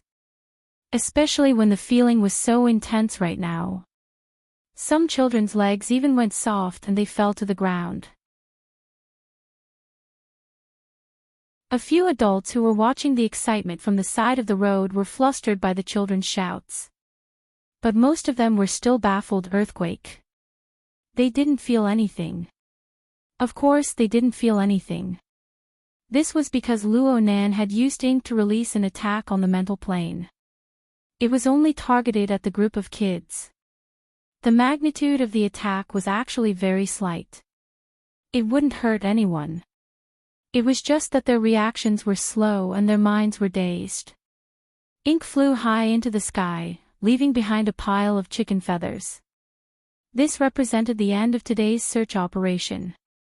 Luo Nan's plan to seize the initiative and amaze the world with a brilliant feat didn't come to fruition in the end. It was still the same. $1 million business wasn't easy to do. It was the same even if it was compensation. After an entire day of torment, Luo Nan finally realized that there were many things in this world that couldn't be won in a single spurt of energy. His state of mind unconsciously calmed down quite a bit. Searching for mutants wasn't a particularly urgent matter for him. On the contrary, he was tossed around by the hazy starry sky for a long time. That feeling of being clear yet not clear and having no direction at all was especially annoying. And so Luo Nan knew that he cared a bit more about formatting theory and cultivation itself. When night fell, he simply tossed ink to peony. He didn't have the leisure to go prying on people's privacy for the time being. Instead, he went with Shuelei to Divine Yu Gym in Bosshan Building. It was said that Gym Master Xiao would be moving in a few days. Luo Nan believed that the gym was deserted, but he never expected to see the brightly lit front courtyard when he entered. There were many figures. They were the parents of students waiting outside the front courtyard practice field. Luo Nan was baffled. Aren't classes already suspended? It's the last class. The gym master feels that the progress of Foundation Class 5 just so happens to be stuck at a node. He wants to teach them for a few more days. It would be a lucky chance if there are students who are able to gain enlightenment. The classes for the next few days are all free. Oh. This was something that Gym Master Xiao was capable of doing. The classes were almost over by the time they arrived. They followed Shuelei's instructions and directly entered the practice field. They saw Gym Master Xiao. Luo Nan simply stood stupefied at the entrance. You're tuning into the LoveLore Library YouTube channel. We're so grateful for your support and don't forget to subscribe to join us on this incredible journey through captivating stories. Your generosity through donations truly makes a world of difference, as it's the primary source of revenue that allows me to expand and enhance this channel for you. Thank you from the bottom of my heart for being a part of this adventure.